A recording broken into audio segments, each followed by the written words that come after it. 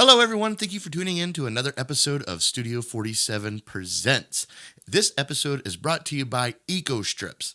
EcoStrips are nanofiber CBD strips that deliver CBD to your system in the fastest way possible. This is a product that I have used, and the company was launched by a good friend of mine, Scott Barnes. To check out more, please head over to ecostrips.com and tell him Stevie sent you. Also, this podcast is brought to you by JG's CBG's Cigar Box Guitars, and they are exactly what they sound like. Guitars made out of cigar boxes, which are not only unique, but extremely customizable. Each guitar is built by master builder John Garver. If you have a cigar box in mind or want to see options of different cigar boxes that you would like to have turned into a guitar, please contact JG's CBG's on Facebook. And lastly, the Memory Guild Photography with photographer Mindy Wiseman. If you are looking for high-quality photos for your family, sporting events, weddings, graduations, well, pretty much anything. If you need photos for anything, please contact Mindy Wiseman at www.memoryguildphoto.com. You can also visit her studio in Millersport, Ohio, or contact her via phone at 740-304-1189. So without further ado, our podcast is Dale Barnes Part 2. If you missed part 1, just go back to episode 5 and you can get all caught up and know why we did a part 2. So sit back, relax, and enjoy an interview with Dale Barnes.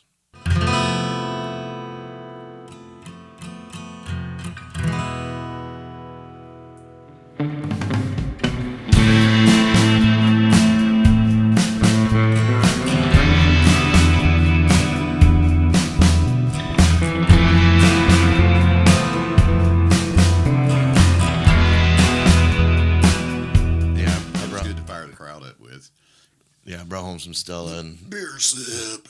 Anya took 2 of them. She goes, I'm going to have these tonight. It's like, okay, well, I would have gotten a 12-pack if I knew that. All right, Dale, well, welcome back, buddy. Hey, get me back. This is Dale Barnes Part 2. Yeah.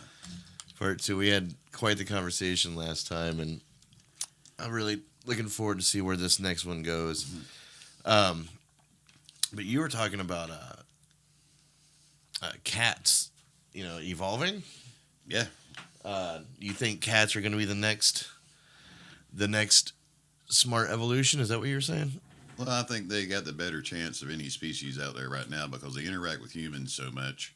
It'll be between cats and dogs are stupids.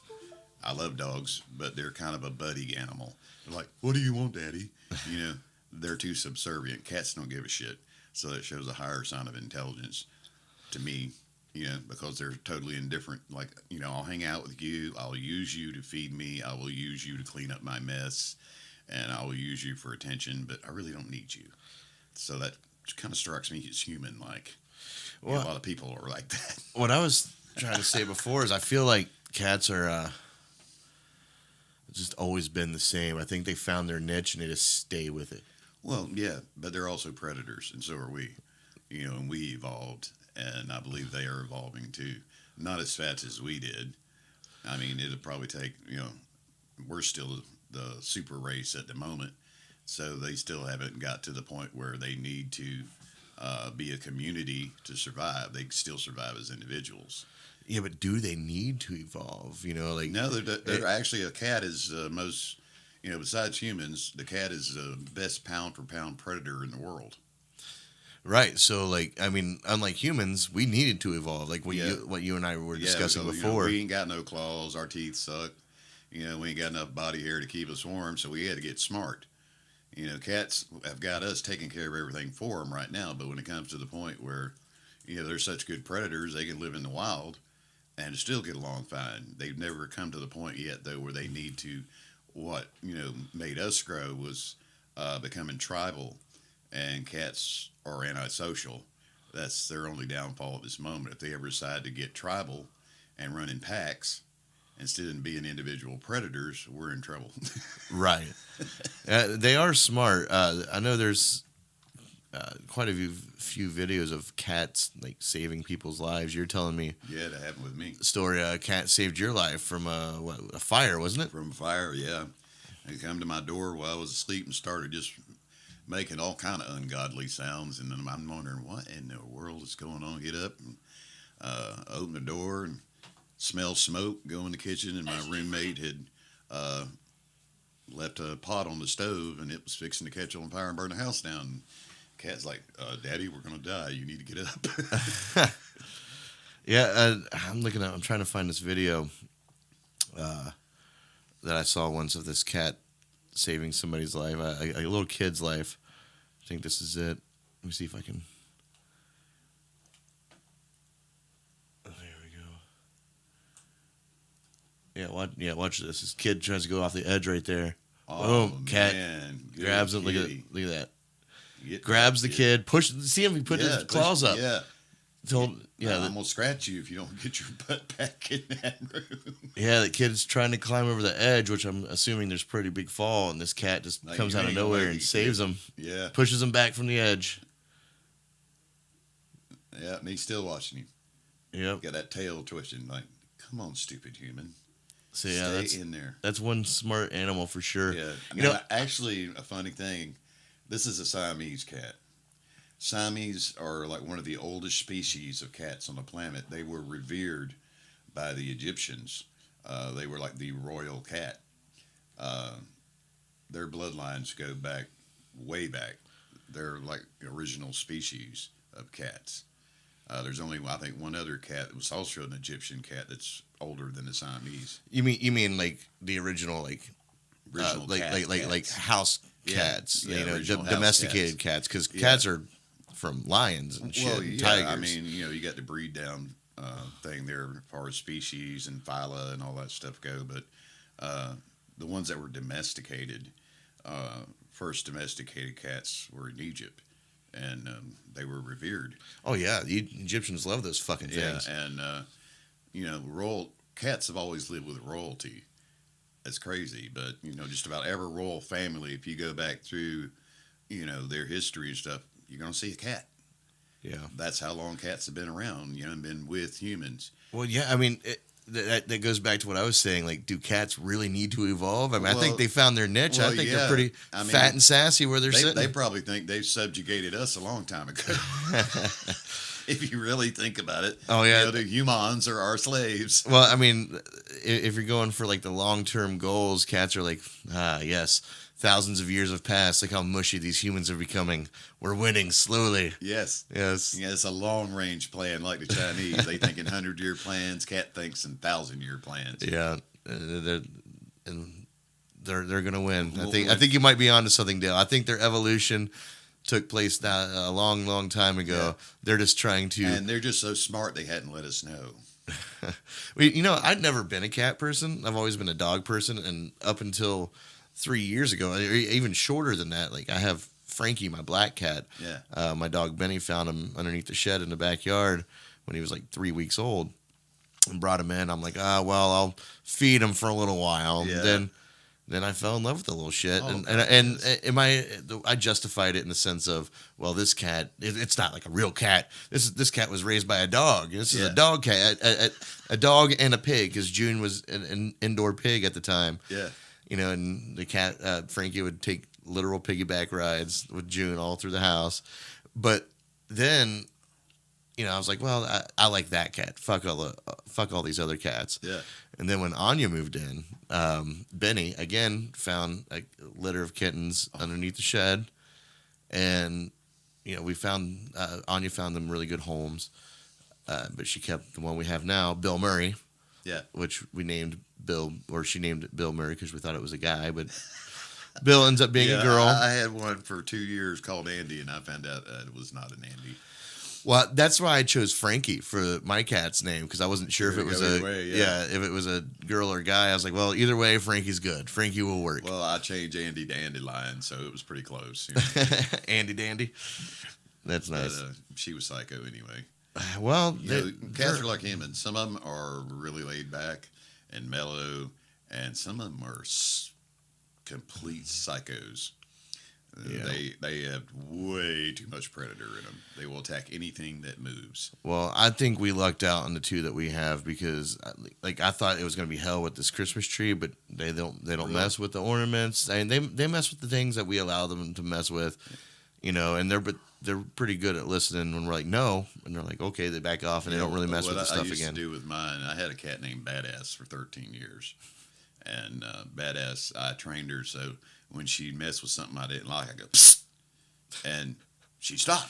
Yeah, And yeah, they don't that was like our those. cue, They don't like those sudden noises. Or if I that's wanted for to get sure. her attention, I go psst, and she knew that was me. Come here. Yeah. That was how, I didn't whistle like you do for a dog. I just hiss. Yeah, I do the. I had my little language that I spoke with her, and she was a wonderful cat. She was my buddy.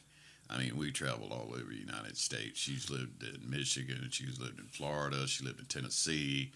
She lived in Ohio. That cat traveled everywhere with me. Well, speaking of animal languages, one animal that I was very surprised about was, my pig June. Oh yeah, pigs are real intelligent. That she not only she's very intelligent. They're very sensitive too. Yeah, she is, and the dialect of pig noises that she makes. There's so many different ones I didn't know. Like I was on the internet just looking up different. Okay, what the hell was this sound? She'd make this clicking sound. Yeah. And come to find out, that's she only made it when she would snuggle up with my feet, and so I investigated it and come to find out that's their love, like caring, their happy sound. Their happy sound. Not even excited, just like comfortable, like they're comfortable with you, they're comfortable with the situation. Yeah. And yeah, and to anyone else who's not with her on a daily basis, they hear just crazy pig sounds, and that's what I would hear when I saw a pig at a zoo or whatever, or at a farm or somewhere. But then once you learn his different dialects, it's quite extensive. And now she lives out in the she shed, out in the backyard. I remember going out there and seeing her. Oh yeah. I got right now. I got a heater hooked up for her out there. Yeah, I used to raise pigs when I was a kid. We had like 150 head of pigs. Oh yeah. But we raised them for meat. We didn't have them as pets, so they were, money. Yeah. And food. But I get hassled a lot about that. I used to love them when they were little. They were so funny, and they'd follow you around like little dogs and talk to you. And even when they got bigger, I had a relationship with all of them. They knew me and I knew them, and I'd make little noises to them. They make little noises to me. We had our own little communication thing. Yeah. Pigs are smart. I feel bad now, especially because Anya won't let June in the house, and she always every night she knocks on that back door. By knock, I mean she takes her nose and lifts it up. Lifts the door. You hear it. And I know she wants to come in, and I feel bad because I don't have any other animals out there. I know she's lonely. Yeah. I feel bad now. I mean, I believe certain animals, and this is just a theory of mine, but I believe that certain animals are telepathic. Yeah. No horses are. And I believe there's other animals that are the same way. That they communicate with each other. They can't communicate with us because we're too stupid, but, they do communicate with other animals that are telepathic like they are, and I've seen it happen in herds and stuff like that, where something can be happening, 2 miles away, but they know about it. Yeah. And they freak out about it. Well, I mean, I hear you say I hear you say telepathic, and I think it's more empathic. I was just about to say I feel it's more empathic. They feel the emotions and of there's a the lot vibes of people like that.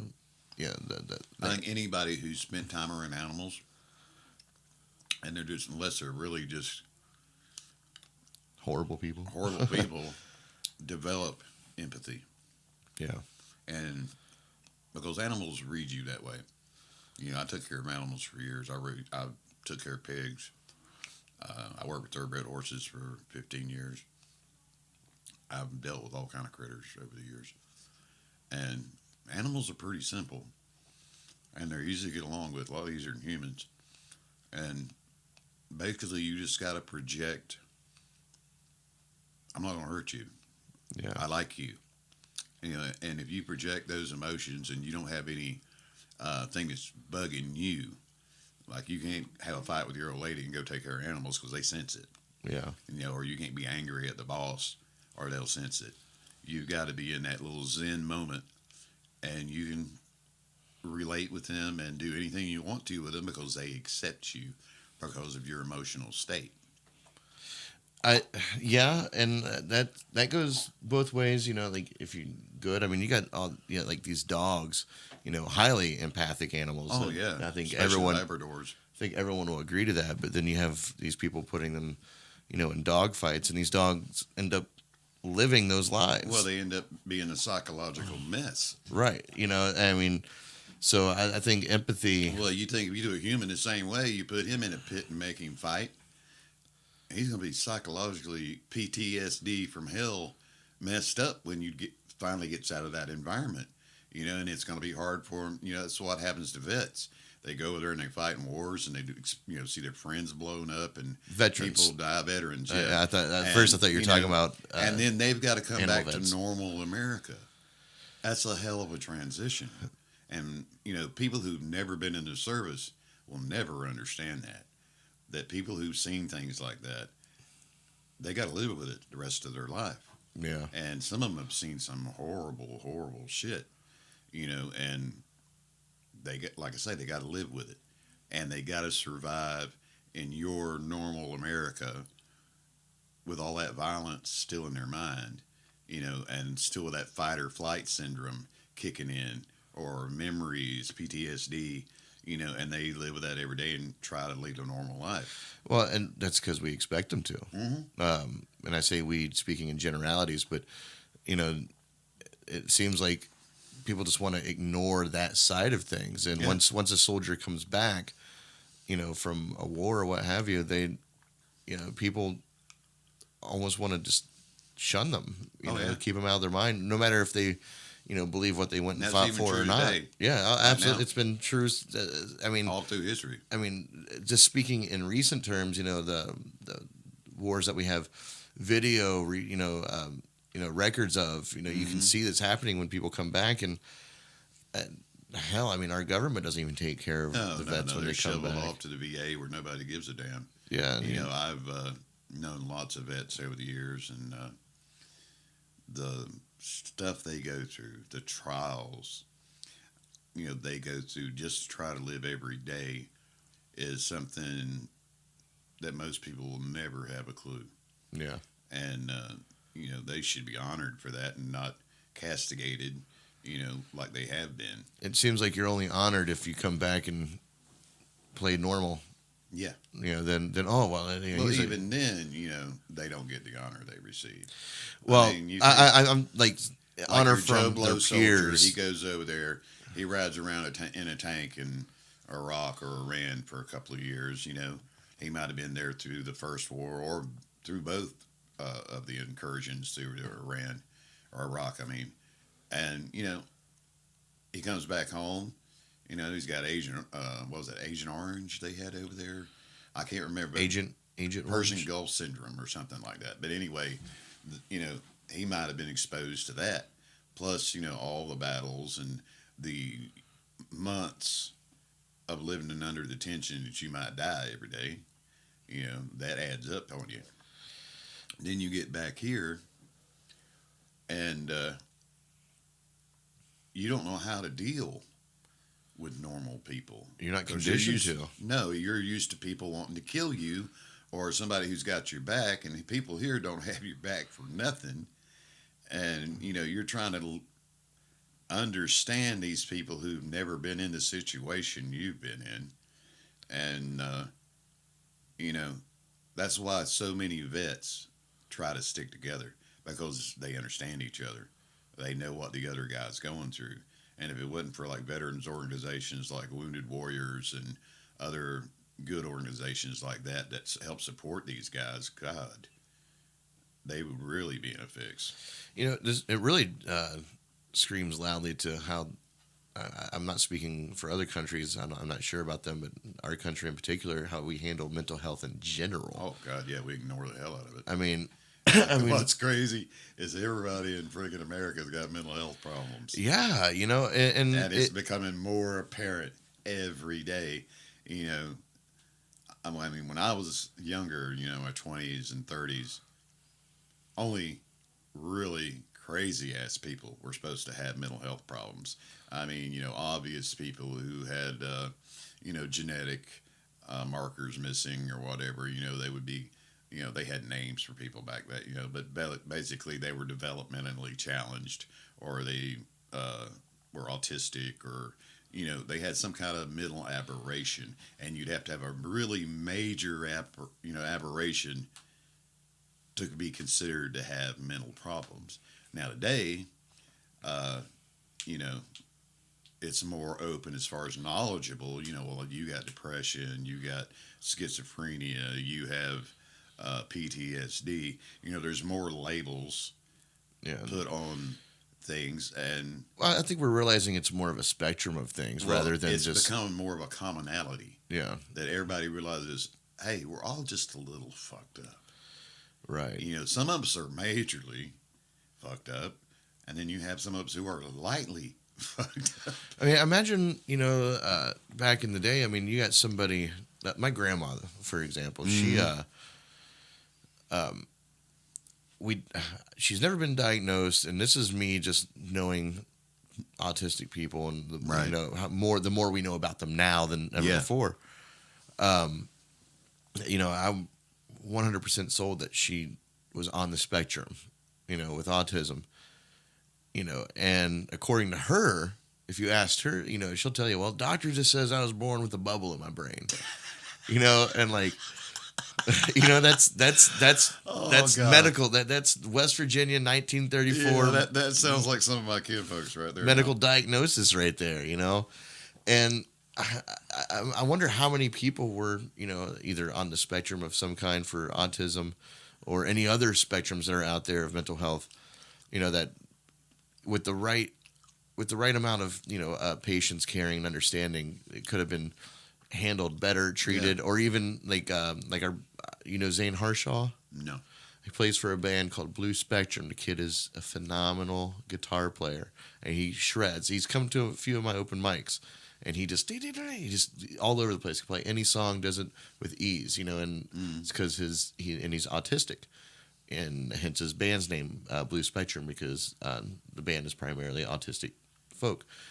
And this is where a prime example of what I'm talking about, where we're aware of this situation, and instead of trying to brush it under the rug, we're actually going to focus it in an area and build on it, because that's work to our strength. It's catering. Yeah, it's catering to the situation, and I think this even ties into our whole educational system, and all that.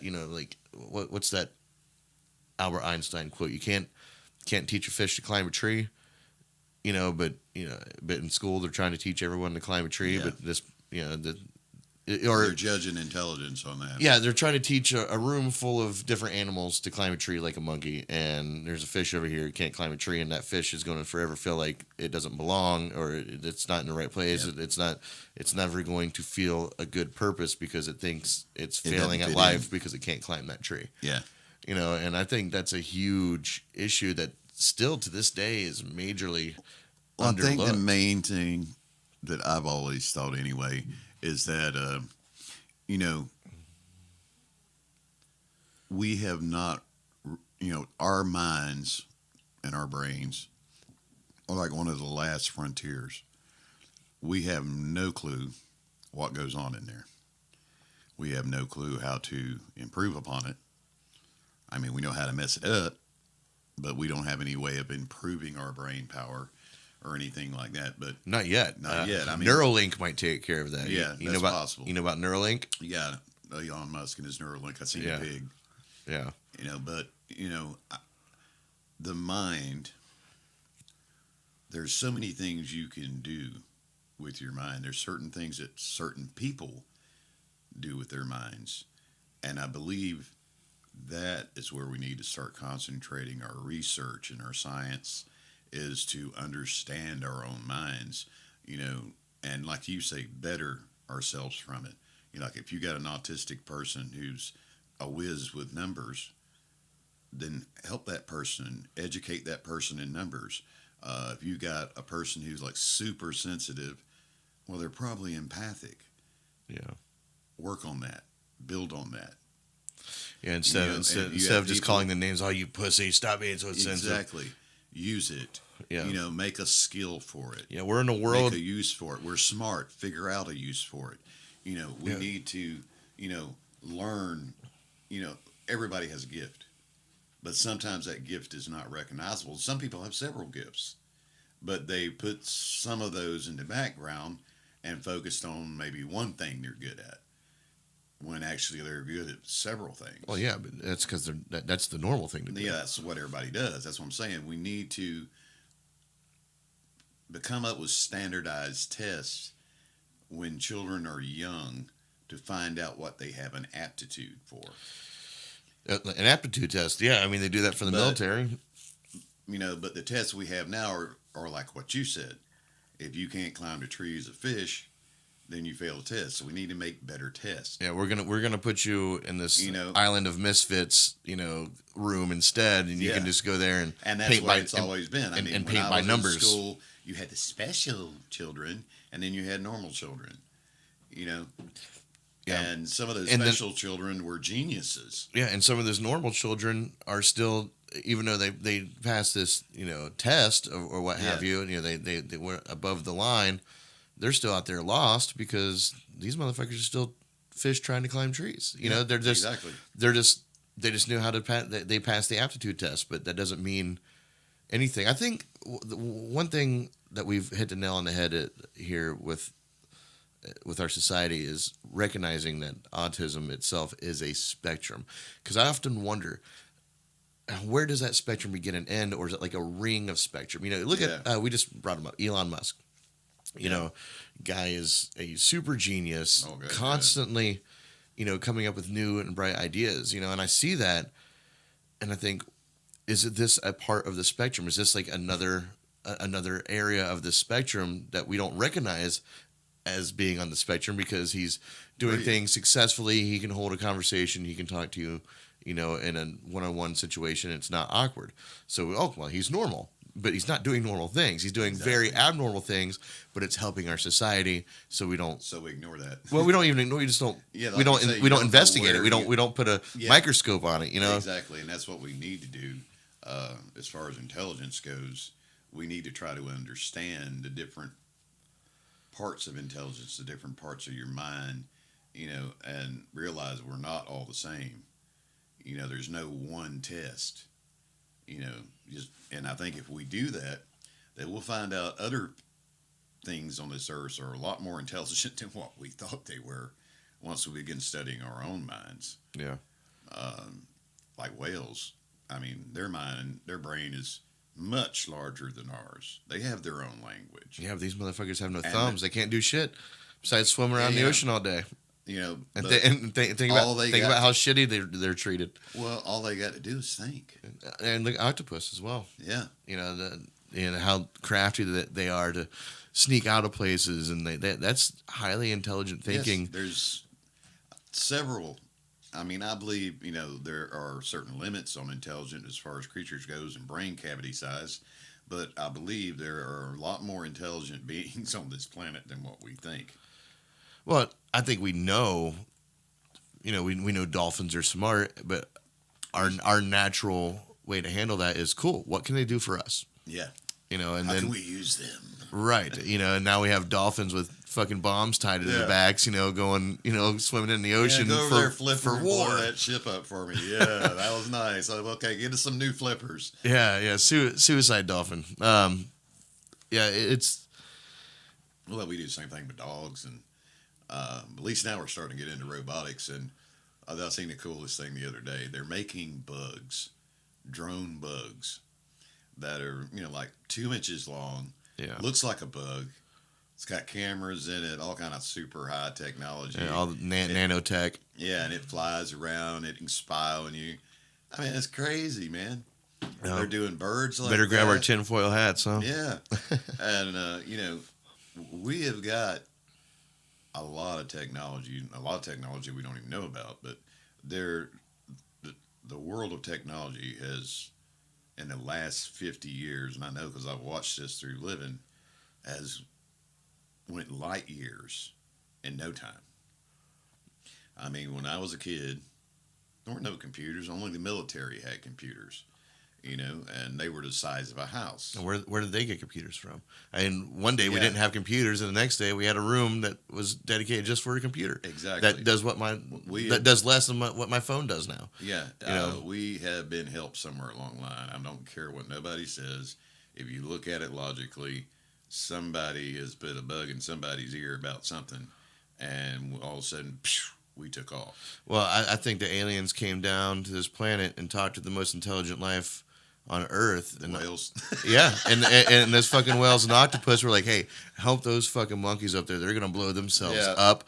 They're messing around with gunpowder. They're go Well, save them. We're gonna stay down here in the ocean and try to be I safe was from these watching this motherfuckers. thing the other day, and I found this really amusing. It was that movie I told you about, Above Majestic. Above Majestic. Yeah, and they were talking about when we made the first atomic bomb. We did not realize that all space and time is kind of like your brain. There's interstices there, and everything connects. And so when we set that off, we screwed up that whole realm because of the burst of the atomic bomb.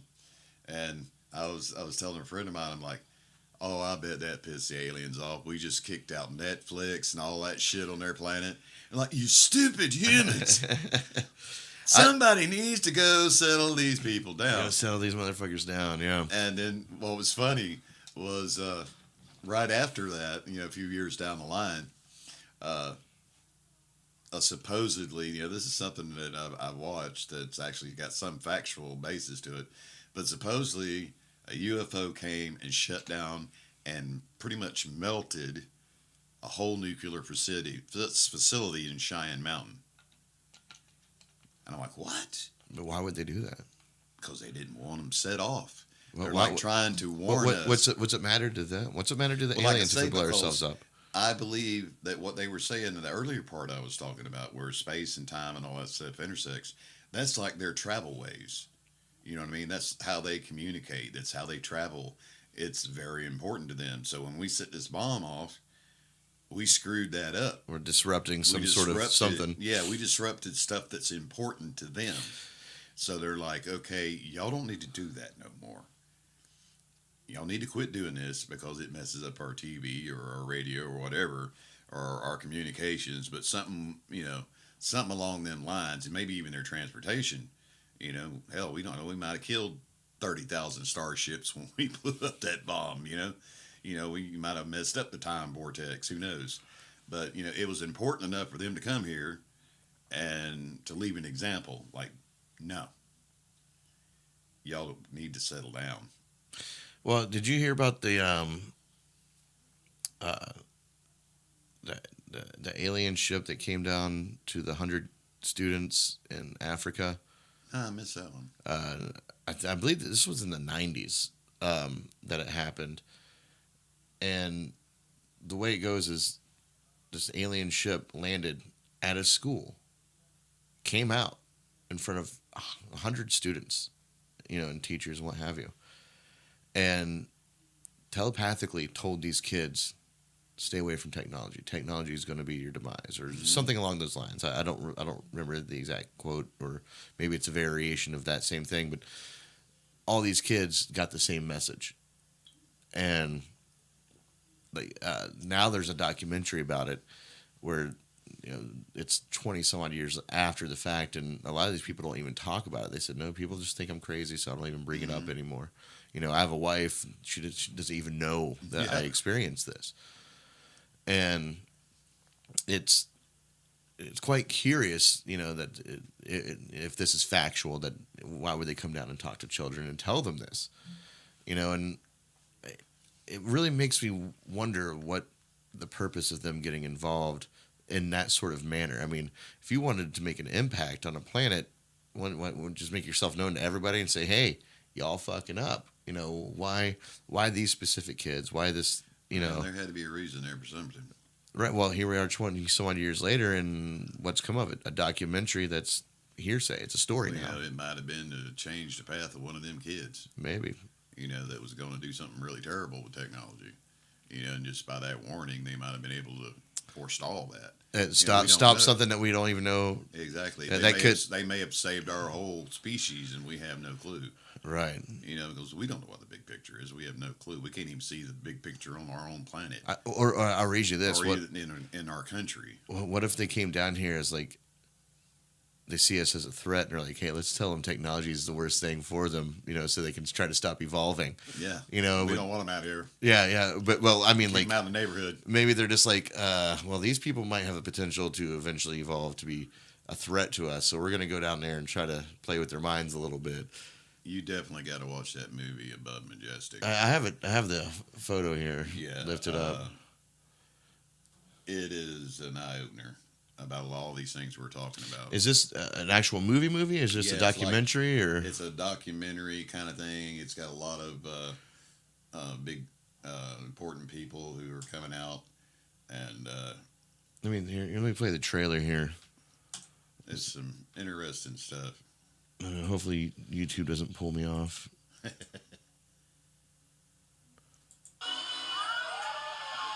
But one of the things they talk about is that humans are unique in the universe in one way because we are creators. And that's why they snatch us up, because we have ideas. We think in a totally different way than they do. And for that reason, we are prized, as what we are. Like what we evolved from, like monkeys or that sort of we have the species. Basically, it boils down to we have the capacity to create things. And that's what we've always had to do. I mean, and that's why we've survived. From the tribal days to society stick, now. sharp fish, Exactly. spear, We can make those intuitive leaps, and I think they probably can't. If they're flying around and Yeah, but see, all of that can come from logical progression. We're not logical beings. Humans aren't. Yeah, we can make intuitive leaps and we can make all kind of stuff, but we suck at logical progression. Or maybe they're not as far as advanced as we think they are. They could be in the same position that we are, but they just have different materials, minerals. They got it at a different place. Yeah, different way. I mean, they may have lucked out on finding space travel. They may have found a technology like, and it worked everywhere. Or just whatever propels their spacecraft is just a common thing on that planet. Just a very simple thing. Let's just scoop it out of our energy pond here and put it in this fucking ship and let's go. As to us, we're gonna sit and try to fabricate something, like gasoline, things like that we've essentially Frankenstein together to make it work the way we want it to. We're still in this make things go boom phase. We haven't got to the real physics of space travel yet. We're still in, there's kind of two schools on that, but if you look at what we've been told or been shown by our governments in the world, we're still into, you got to have X amount of propellant to get out of the atmosphere. Yeah. We still haven't got to the point where we can do that without propellant. So we're still in the let's go boom phase. And then once we get out of the atmosphere, we still haven't figured out a good way to travel without propellant in space. Well, besides, it's piggybacking on gravitational pull to slingshot us to the next gravitational pull. But once we're out of the solar system, we're like, well, fuck. I guess we're just floating around. We're just floating around now. Yeah. And so, we're still in the boom phase. We still haven't got into the physics of as much as we need to that Tesla was looking into with magnetics and magnetic fields and, the properties of, electrical energy. All that stuff's out there waiting to be used, but Tesla's the only one who really experimented with it and kind of understood it. He understood it better than any person on the earth so far. And if he'd had the money and the backing, there's no telling what that man could have made. Because just the things that he made with no money and in hardly any backing is phenomenal. I mean, half the stuff we got here today is all Tesla. It was his ideas that built it. Yeah. Yeah. Well, for the most part. Yeah, Tesla. Did you ever see or listen to the podcast with Joe Rogan and Bob Lazar? No, but I'd like to because both of them guys are fairly interesting. Bob Lazar is. I know who Bob Lazar is. Yeah, he goes into great detail about what he experienced working on the Area 51 compound, not on Area 51, but another. Yeah, reverse engineering and all that. Yeah, and the stuff that he says that he saw, like how the spacecraft, had no right angles or joints. It was all one mold, and when it was activated, it had like an anti-gravity. Yeah, float. Yeah, well, it floated and he would put his hand against it, and there's like a cushion push back. Like when you put two magnets together on opposing ends. It's all about magnetic. What's the word? Gravity.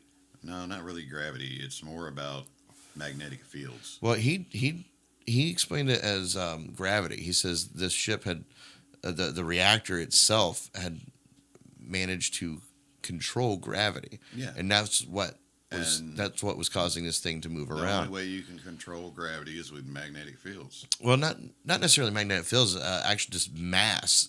Large mass in space will create its own gravitational if field. You have something super heavy, if you could harness a dwarf star and put it in the center of a spaceship, where it's collapsed and all that mass is there, and then by adding in, magnetic polarity, you can go anywhere you wanted to. Yeah, he said it. Perfect starship. He said it was very odd in the sense that it emitted nothing. It made a slight hissing sound when it would first start, but that's it. Then it'd go silent after that. And they couldn't figure out how he says, I don't know how long they've had these ships here. It could be 50 years, could be 5 years. And this was back in the early 90s when he worked there. He says, but they still had no clue exactly how this thing worked. And they had 9 of them. Yeah, they had 9 ships. And he says, to this day, we don't have any technology that would even compare to what he saw. And he ended up saying that this element called 115, element 115, is what they used as a fuel source. And now it's on our periodic table. I forget what it's called. It has a different name now. Yeah. But it's a fabricated form of that. It's not real 115. But what I was going back to what I was saying earlier, maybe that 115 is just something that's a commonality for wherever these beings are from, either in the galaxy or whatever dimension that they're from. We have to make, but they got it normally. Right. So like how evolved are they really? Yeah. We see these aliens, we see them like all, well, people always claim, well, we don't see sex organs. We don't, it's big eyes, small bodies. What are these things even beings at all? Are they maybe even like a cyborg organism? Like something that's hard to say. Hell, they could be just drones that are, say if we went to a planet that we couldn't live in the atmosphere, at a certain point in time, we're going to develop androids or something like you were saying, cyborgs or something like that could go explore for us and send back information, and we'd never be there in person. Yeah. And it could be the same thing with them. They may not be able to withstand space travel, so they send these things. That are like recording devices, or send information back to them. Yeah, or just self-aware AI. Yeah, cyborg organisms of some kind. Without any clue of the technology or the intelligence, it's hard for us to, be able to delve into that and figure out what's going on. We just speculate and have. So all we can do is just go down a rabbit hole with it. I think it was you I was telling about this this medium that I trust and I follow. Amy Allen is her name. She's a psychic medium. Or not psychic medium. She doesn't predict the future. She's just a spiritual medium. She can walk into a room and tell you like how many spirits are present, and great detail. She was actually on a series called The Dead Files, where she would go talk to a family, and they had this this detective that would go and do detective work to find out the history on the I've house. seen that, yeah. Yeah, and then they would collaborate at the end and show what each one found. Yeah, and, you that know, was a good show. I watched that. but Amy Allen herself is a very recluse Well, if you were like that, you'd have to be. medium. Like she doesn't try to flaunt it. She doesn't try to make like an egregious amount of money off of it. Right. You know, nothing to put it out there too much. And I've always followed her really closely. If I know that she's on a podcast or a radio station, I'll listen to it. You know, I like the way she talks, and it's very trusting. She's very reserved in the way she doesn't try to put it all out there. You ask her about religion, she won't tell you her beliefs or anything like that. You know, and she just puts it out there. Well, I'll put it this way: whatever you create for yourself is what's going to happen. You know, no matter what you believe. Yeah, we are creators. But she had a situation once that just kind of blew my mind, and she was at a house. These people were like, "We don't know what's going on. We're at our end of our rope here. Yeah. What We're at our wits' end. Please help." What can you tell us about what's happening to our family?" And she said something I've never heard any other medium say. And she says, "You do have spirits here, and we can take care of those. But what's happening to your son is not spirits." And you could tell she was having a hard time explaining it. She's like, "Your son is a victim of alien abduction." Wow. And she said, like, I don't want to misquote it because I don't remember exactly How she explained it. But what I gathered from it, she was saying that this is like a dimensional being that we perceive as aliens from another planet. Right. And they have focused on your son, and there's nothing I can do about it. So you can move. It's not going to change a thing. They'll still be able to find him. This is going to happen for as long as they want it to happen. Yeah. You know, and that's something that just gets my wheels spinning. You know, when you go into, these, extra dimensional beings rather than, extraterrestrial. You know, that when they come from another dimension,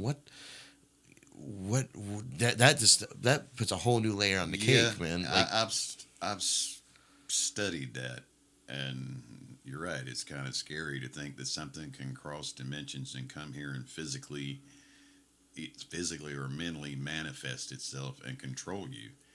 That's pretty scary. Right. It makes me wonder how fuzzy that line is between spirituality and beings from another dimension. You know, isn't spirituality, in a sense, when you deal with ghosts, aren't they, in a sense, in a different dimension? Is that? Well, there are dimensions and different dimensions. I mean, you have, like, I guess, what she was saying, you have spirits, which she could handle, that were in one dimension, that she was used to dealing with. And then here you've got this new entity that she'd probably never encountered before, or very rarely encountered before. And she knew she could not affect it, that she had no power over it, and that it was something she could not deal with. Yeah. And she was smart enough to, realize that and tell them people that. I mean, there are things out there that you can't explain. There's doorways, and I've seen some of those myself, so I know they're there. When you say you've seen those yourself, what are you talking about? Actual doorways to other places.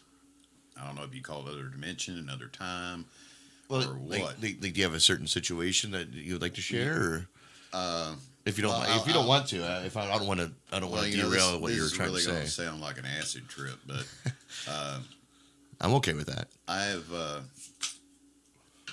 kind of heightened awareness about certain things, and at one time in my life, I was very hyper aware, and I have seen doors. Like when you say door, like I mean like a rectangular shape. Like what we would recognize as a doorway. That you'd recognize it as a doorway if you've seen it. It's the only thing you could call it. Right. But it was a doorway where you could leave this world and go somewhere else. Like a portal, whatever you want to call it. And I've seen 3 of them in my lifetime. And like how would you see these? Is this like a dream state? You walking along? No, I was wide street awake. in Dairy Queen. What? It's first time I seen one. I caught this weird thing out of the corner of my eye. Like what? And then I focused on it, and it was a green rectangle, very light green, about the size of that door, rectangular, just hanging there in space. Like in front of you. Well, about 20 feet from me, right there, you know, and I was the only one that could see it. Were other people with you, or you? No, I was by myself, but I was the only one that could see it. Nobody else was noticing it. But the other one I seen, which was the same color, but it was a triangle, and it was in the sky. And all this is in Florida, and things come out of that one. And I seen it. My mother seen it. My father seen it. Were you at home? Yeah, we were in our yard in Florida, and I looked up, and there's this huge green triangle about 20,000 feet up in the sky. How old were you? I was in my 30s. I already had a kid. You know, actually, I had 2 kids, and I was out with them playing on the swing set. You know, pushing them on the swing, and I seen that, and I'm like, what the hell is that? And so I sent the kids, like, go in there and get your grandma and grandpa. Tell them to come out here for a minute. I want to make sure I wasn't hallucinating, you know. And sure enough, they're like, what the hell is that? And all this, we stood there and watched it for a half an hour. And it looked like, you know, there were bodies coming out of it. Like just jumping out of it. Like falling. Like human bodies? Yeah. And you know, like bipedal human. And they were just falling, falling just through it. Like off the edge of a cliff. Yeah. And I'm like, what the fuck? And like I say, we watched it for a half an hour and then it blinked out. Where'd these bodies go? Like, if you well, said they were falling out over, you know, I was in Central Florida, and from the way this thing was positioned, they were over the Gulf of Mexico, was where they would have fell. And so you couldn't clearly see where they were going. I could just make out that it was human looking that was falling out. You know, and then of course it would disappear the further it dropped. You know, you could just see the specks, you know, coming out because it was that far away. You know, so, you know, it wasn't like it was this big. It was like, you know, this big human looking because it was so far away. But I wonder if there's some sort of matrixing going on there. Florida's a strange place. And what I mean by that is, you know, it could have been a glitch in the simulation. What I mean, not necessarily that way. That's not what I mean by matrixing. I mean, like, matrixing is when, let's say you're in a dark room at night and you see something in the corner and it looks like a face, and then you turn your light on, it's actually your coat hanging on your, you know, your shelf or whatever. Like an illusion. Right. It's your body's natural, like, way to protect itself. It automatically picks out, you know, faces, you know, something that could be a threat. It automatically fills in the blanks. So I wonder if I wonder if there's a some sort of matrixing of why you thought these look like bodies. It was far away. Something, you know, God, I don't know what it was. It was far away, but I find it curious that you say it was like dropping things off, you know, over the Gulf of Mexico, because one of the many theories out there is that a lot of these things are under our oceans. A lot of people have seen things rise out of the oceans, you know, and just zip and disappear. You know, I've seen a lot of things I'd never talk about, but, you know, I've seen some really strange shit in my lifetime. That's why I have all the crazy ideas that I do, because I'm trying to figure out what in the hell those things were. Yeah. You know, and there's a lot of things going on this planet in so many different levels that we'll be lucky if we ever figure out a quarter of it. Yeah. In our lifetime, because there's just so much going on in the big picture we have no idea about. Do you think there is a big picture? Yes. And when I say big picture, I'm speaking globally. Like, for us, do you think when somewhere on this planet there's somebody with a bigger picture that Yes. knows exactly what's happening, what's going to happen? Yes, I believe there's people on this planet that do know the big picture of the whole planet, and I believe there's possibly people on this planet who know the big picture of probably galaxies or universes. See, that makes me wonder, like, going back to Bob Lazar, you know, if we have if there is people out there like that have a grand, you know, understanding of what's going to happen, not just on our planet, but in our solar system, galaxy, universe, what have you. That makes sense. Then why are we still letting these scientists try to figure out what's going on with these ships? We can't even figure that out, you know. So where's this big picture? Where does it stop and end? Like, is the big picture is like, yeah, throw them some spaceships, let them have fun figuring out that dead end, you know, while we're just over. Well, kind of like what we were talking about before, like one secret global government that we don't really know about that keeps us from going to Antarctica, where their home base is. Here we go again. Just diving down this rabbit hole of just speculation. It's very interesting to me too. Just what I've seen. Now, this is just an old man's point of view, but just what I've seen since I've been a child till making it to 61 years old. There are things I believe that will happen in the next 10 years that will totally change everybody's worldview. And it's coming soon, I do believe. I mean, I'm not going to speculate and say exactly what I think, but I do know, just with the political situation here, the political situation in the world, as far as the big picture goes, and with everything going on, the whole world is in for a major change. I can agree to that. That if not based off anything else, but the fact that the government came out and admitted to having these spacecraft, that's no longer a secret. They came out and said we have craft, and we have a space force that did not come from this world, and that right there is like a conditioning to me. Now, see, that was something I was fixing to speak on. We are being conditioned here lately, and this is why I kind of feel that we're fixing to get a major revelation as far as the world goes, is that everybody in the world are being conditioned to follow orders. Wear your mask, stay at home, go where we tell you. You can't do this, you can't do that.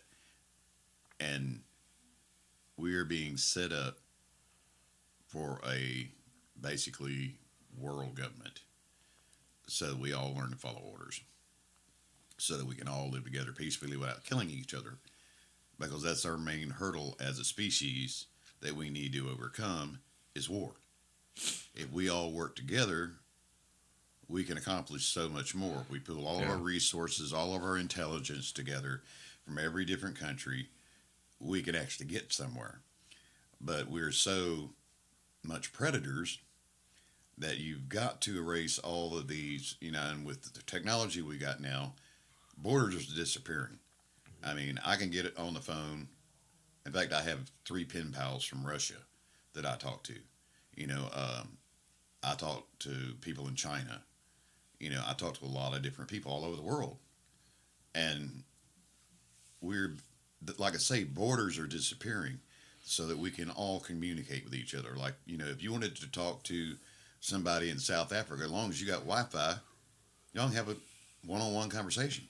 Yeah, well, some places, I think Korea has that shit on lockdown. Like, they're still, their internet is blocked off. Like, they have their own border around their internet. Certain parts of Russia are like that too. There's certain pockets that are still anti-technological, but if you really look at, the main technology of the world, we now have the capacity to be interactive, and so that we all can communicate.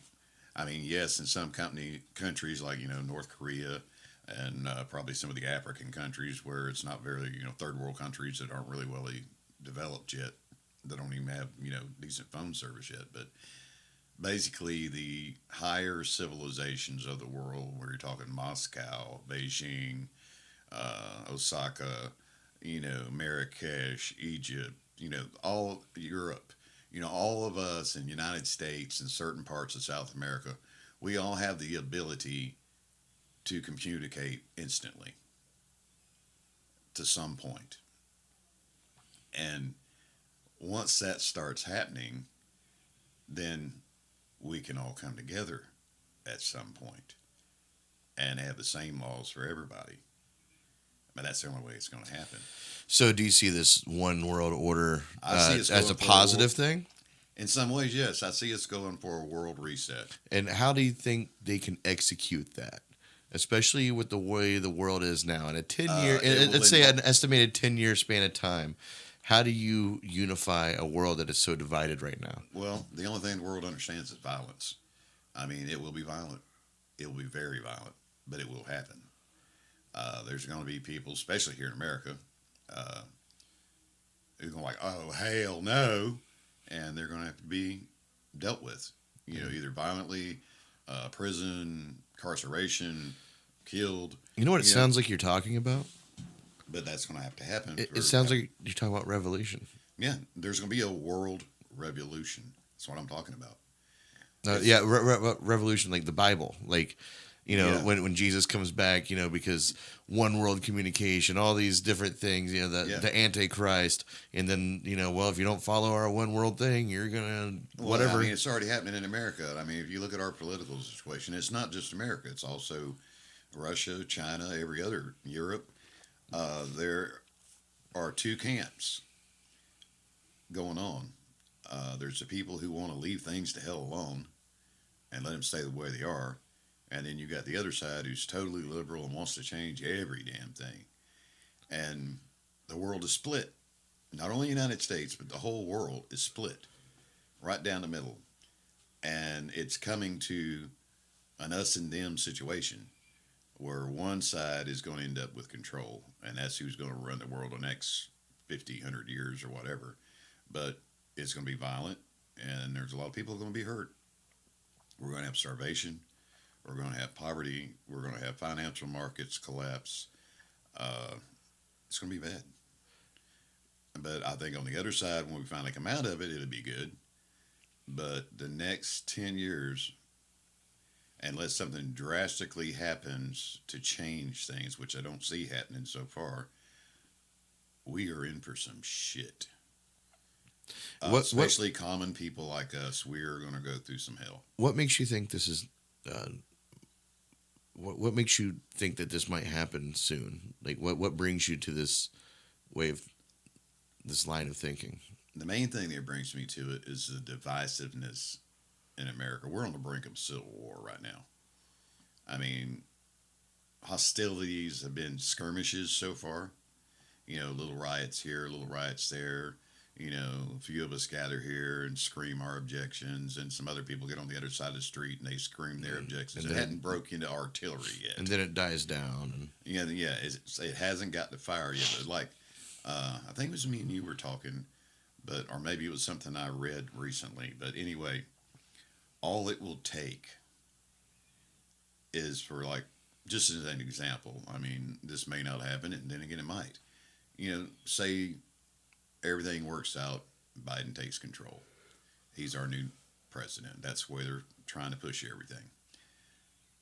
All right, say you get somebody like Beto O'Rourke. He gives power to, or position to. And all of a sudden, Beto wants to take everybody's guns. That ain't going to work.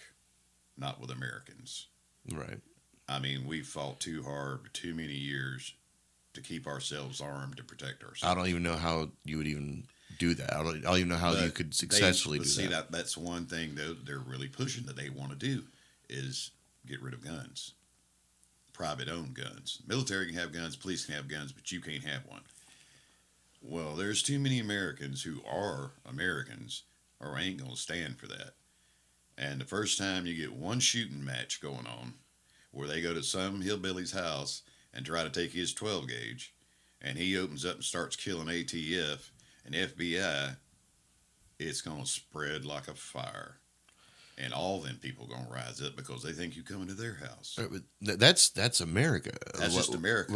What I'm trying to figure out is how do you get the rest of the world to connect into this one unified way of thinking? It's different in each country. Like the Russians and the Chinese pretty much already got it going on. With socialism and communism, their people are used to obey. They have little pockets of resistance, but 90% of their populations follow orders. They do what they're told because they don't want things to change. So those people are already subjugated. And the Japanese are the same way. The Japanese follow orders. They have an honor system. You don't want to lose face. And a lot of Oriental people are that way. There's a certain way you live, and you don't break out of that tradition or you're shamed. And you're shunned by your community and by your people. And they're raised that way, so that way everybody's got their place. Everybody does what they're supposed to do. There's a hierarchy. There's a pecking order, and it's already arranged. even when you're born, you're in a certain pecking order, and that's all you'll ever be in certain places where you live at. But that's what they're trying to do here is to get us so that we follow orders. And Americans are not very good. Well, at we're following spoiled. orders. Well, not only are we spoiled, the reason we started America in the first place is because we were sick and tired of following orders from the crown. Right. And so that's our whole. Well, I'm sick and tired of being lied to by the government constantly. And you're not the only one. There's probably 80 million people who agree with you, and I'm one of them. I don't want the government to tell me I have to do this or I can't go there and I can't do this. I mean, you're infringing on you're already taking away our freedom of speech. Now, if you say one thing about anything, you can't say that. That's politically incorrect. No, it's not. I got freedom of speech. I can say any damn thing I want to. Right. How you react to it's up to you. But I got the right to say it. And you ain't got no right to tell me I can't. Right, but we We have got to the place where you have the word police. We can't tell you that you can't say this, but we can But charge you. Ostracize you. We can for charge doing it. you for saying this, this hate speech Yeah. to this person, and now you're in trouble because of what you said, not because you said it. You can say whatever you want. Yeah. But because you said those words to that person. Yeah. That's- Now you're going to jail. Right. But 50 years ago, it wasn't like that. I mean, if you want to call somebody a name, call them a name. They could whip your 20 ass. years ago it wasn't like that. They could whip your ass, or y'all could just agree to disagree. They wasn't, you weren't ostracized by the community because you got in a scrap with one person, And now, you got to be careful about anything you say, especially if it has any. Race is the big card now. White people are evil. We are. Well, to be fair, white people have been evil for a very long time. Well, we've always been fucking evil. We're goddamn predators. We're supposed to be fucking evil, but so are other people. I mean, they don't recognize the predatory nature of their own selves just because we're kind of on top. We're the bad guy, and we got white privilege, and anything we say, is wrong. Just our breathing is wrong. Yeah, there's And it's getting out of hand. There's a hard line to walk there, because I can see both sides of it. And I can too. I mean, I've lived in black communities. I've lived in Hispanic communities, and I've lived in rich, affluent communities of white people. And each one of them have their own way of looking at things. And each all got their boogeyman. Everybody does. But what we've got to learn to accept is it don't matter what damn color you are. You're human. Yeah. We're all humans. Well, I think, And until we accept that and take the labels away, this is a silly idea, and I know it wouldn't work, but I actually thought about it. I thought about starting a thing called the White Party, and I knew all the black people would just freak out when I said that. But white, if you study science, which we're all supposed to follow science these days, white is the absence of any color. right. And we all need to think that way, with the absence of any color, because we're all the same thing. We're all human beings. We all came from the same place. And yeah, your skin might be darker than mine, or my skin might be different than yours, or my hair color might be different, my eyes might be different. But we still got 2 legs, 2 arms, same amount of fingers, and the same amount of ears and noses. So you're using the word white as a blank canvas rather than a racial Instead of a thing. racial slur, it's Yeah, a blank canvas that we are all the same. That's a great concept. That name's definitely not going to work. Yeah, I knew. But, then I thought about going black. But even still, because black is all colors together. Well, black is a shade. It's not even really a color. Actually, it's all the colors blended together in science. Yeah. Every color of the spectrum is in black. See, I've always thought that Just like white has no color, black is every color. clear has every color. Crystals, and you can find your rainbow in there.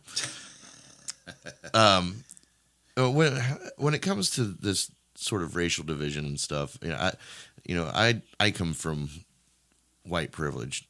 I that's how my life has been. And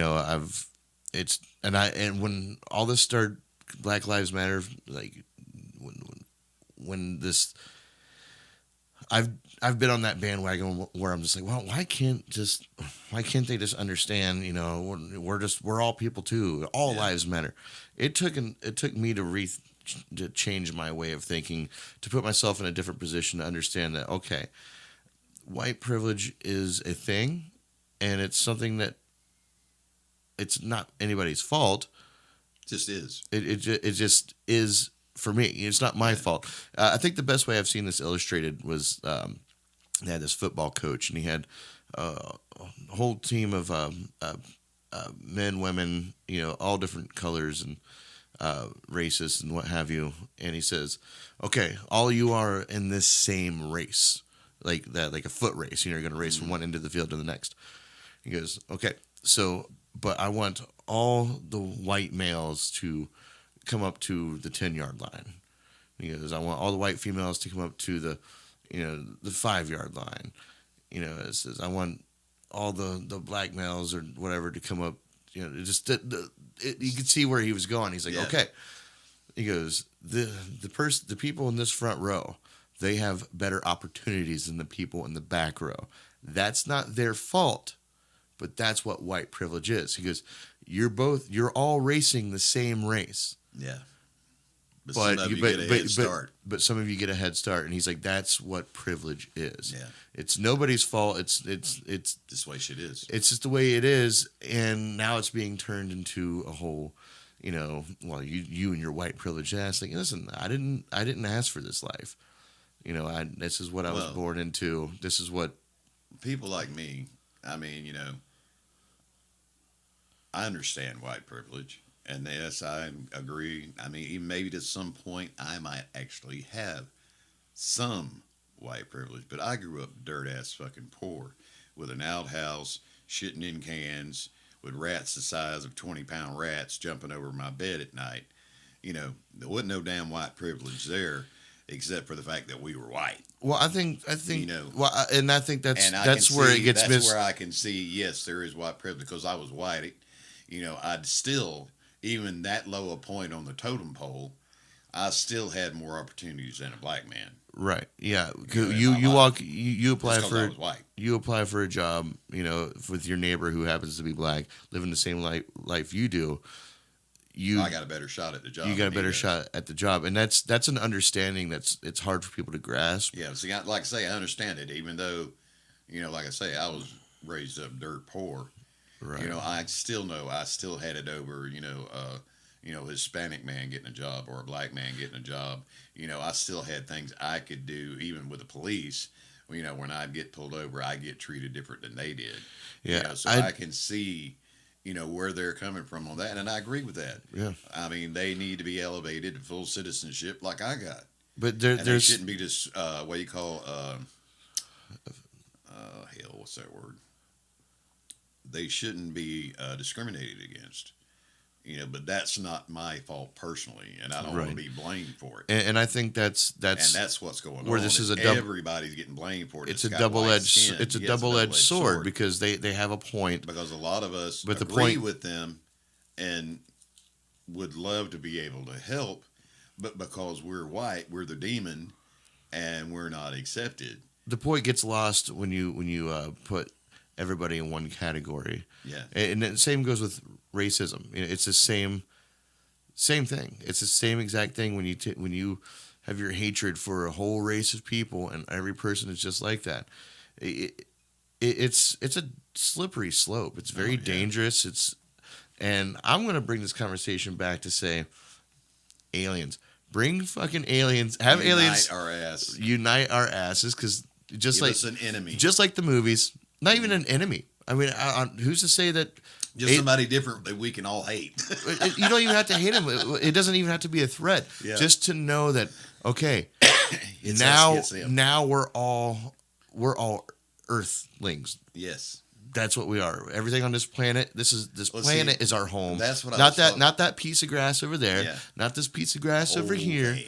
The whole thing belongs to To us. us. And I don't even think aliens necessarily have to be a threat. I don't think they have to be dangerous. I don't for us to realize once that is out there, common See, knowledge. That's what's going on. That's what I was trying to explain earlier. I still ain't got the right words for it. But that's part of all this, this pandemic thing. We have all been conditioned and united to try to protect our fellow man by wearing these masks. The whole world. Right. The whole world. Yeah, have you that one of those Mountain Dews out there while you're in there? And, we're all slowly being conditioned to think alike, to have the same goals. Like right now, probably not everybody in the world, because there's a lot of ornery cusses around. But if you really think about it, most of the people in the whole world are all in on this mask thing. We're all trying to protect our relatives or our friends from us and from them. It's kind of a little weird in a way, but, we are It is strange. It's strange to go to a store and see. Yeah, we're all see it like together that. on trying to help each other not die. Yeah. Just like you in a war. We all try to help each other not die. And this is a totally different, weird war with this bacteria or virus. It's or whatever biological warfare. Biological warfare. But we're all coming together as a planet to unite against it. Even though, what we're doing might not be right, we're still coming together. Yeah. We're still getting the same idea. Like, okay, what can we do so we can get back to our normal life that we had before this stuff happened? And we've all got to work together so we can all have the same life like we had before. So Do you think conditioning Do you think we'll ever get beginning. back to before? No. It's never going to be the same. No, never. Never. I It's agree done. with that. Once you give any government or anybody power over you like that, you cannot get it back. Do you think it's so? You're saying that.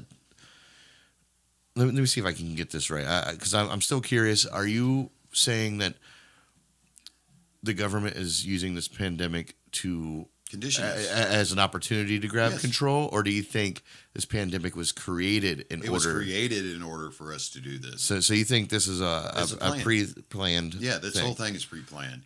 I mean, if you go back and actually dig, you'll find out that the CDC owns the patent to the coronavirus, owns a patent to. What do you mean? It's to the actual coronavirus. like the common cold and stuff like that, because the common cold's a coronavirus. This virus was genetically You're designed. talking about specifically COVID-19, It's COVID-19. because a common cold is a coronavirus. Yes. It falls But under the umbrella of what COVID-19, coronavirus is. There's a patent on it. The CDC owns it. There has been work. The reason we were able to get this vaccine so warp speed is because it's already been developed. There's a patent on that too. All of this thing, if you trace it down through, it's part of a plan to do exactly what they're doing, to put us all under mandates and control us and make us go along with it without raising hell. And it's worldwide. It's a worldwide thing to condition us to learn to follow orders. So you don't think there's any chance that this is just an actual just pandemic? That It's real. I mean, it's, well, I know, I understand that you understand that, but I mean, like, you don't think that this it's done on purpose, is what I think. you don't think it was just it just It's happened not, because no. There were studies done by one group down in Australia that I've come across, and another group out of Canada. The original story they told us was it came from bats. it was theorized, Yeah, which is bullshit. It was not an animal virus because the people in Australia tried to use the virus. They had they were researchers. They had the virus and they tried to infect animals with it, and it would not bond to animal tissue. It only bonded with humans. So that tells you right there, It's not an animal virus. It's a human-made virus. Well, yeah, there are theories out there that Here's this virus was specifically this virus. manipulated in a lab, not necessarily for a biological warfare, but just testing things out, and it accidentally broke out that way. But it is modified. Yeah. This virus came from America, was shipped to China. The laboratory over there, where it got released from, accidentally or on purpose or however, was paid for with American money. Like I say, whether it was released on purpose or whether, it was accidentally released, it got released from that lab. It's a Wuhan lab. And like I said before, it's a genetically designed virus made by us. Might have been released in China. However way it happened, I don't know because I wasn't there.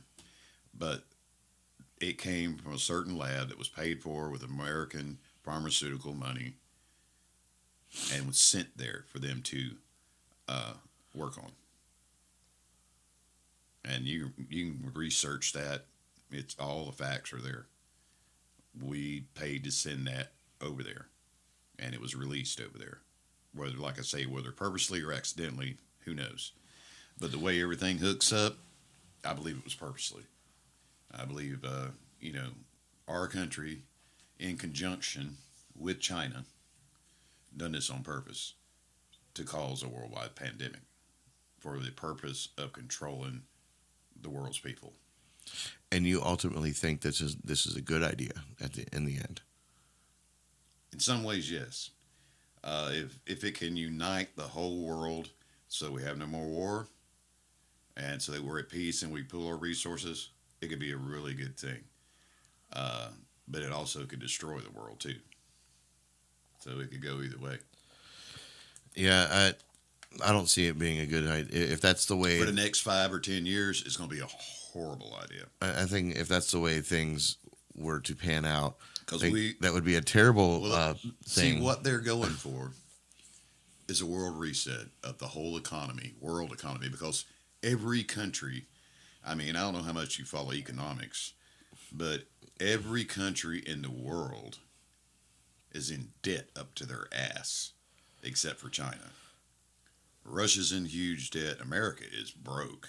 Europe is broke. That's why they're all fighting. We've been here in the last year. We've printed so much funny money just to keep our economy going. And even now, right now, we're voting in Congress to keep our government going, which is fixing to shut down because it ain't got no money. Because we're broke. And we're trying to come up with a stimulus deal to give all the Americans some more money to keep them alive. But we really ain't got no money. We're printing that money. Federal Reserve is printing new money for us to have money to spend. Because when you look at actual riches, gold, silver, things you can count on, not paper, but actual precious metals like treasure, just call it treasure. Yeah. We have, what was the figures I read? There's something like, I think it's $5.7 trillion of actual wealth. But our debt is like 30 times that. So we have no money to back up our debt. And no GDP to back up our debt. And we're not the only country like that. We have been, America's been running on credit for 50 years. We ain't had no money for 50 years. We've been adding to the bill, adding to the bill, adding to the bill. Every year, we add another so many $1 trillion to our bill. We started out in the 40s and 50s. We had the best credit rating in the world. We could borrow money anywhere. Well, our credit rating's going steady downhill because we can't pay those bills. And the bill is going to come due somewhere down the line. Just like you got a credit card and say it's got a $10,000 limit on it. Well, you go out and you fill up that $10,000 limit. Then you start paying interest on the principal.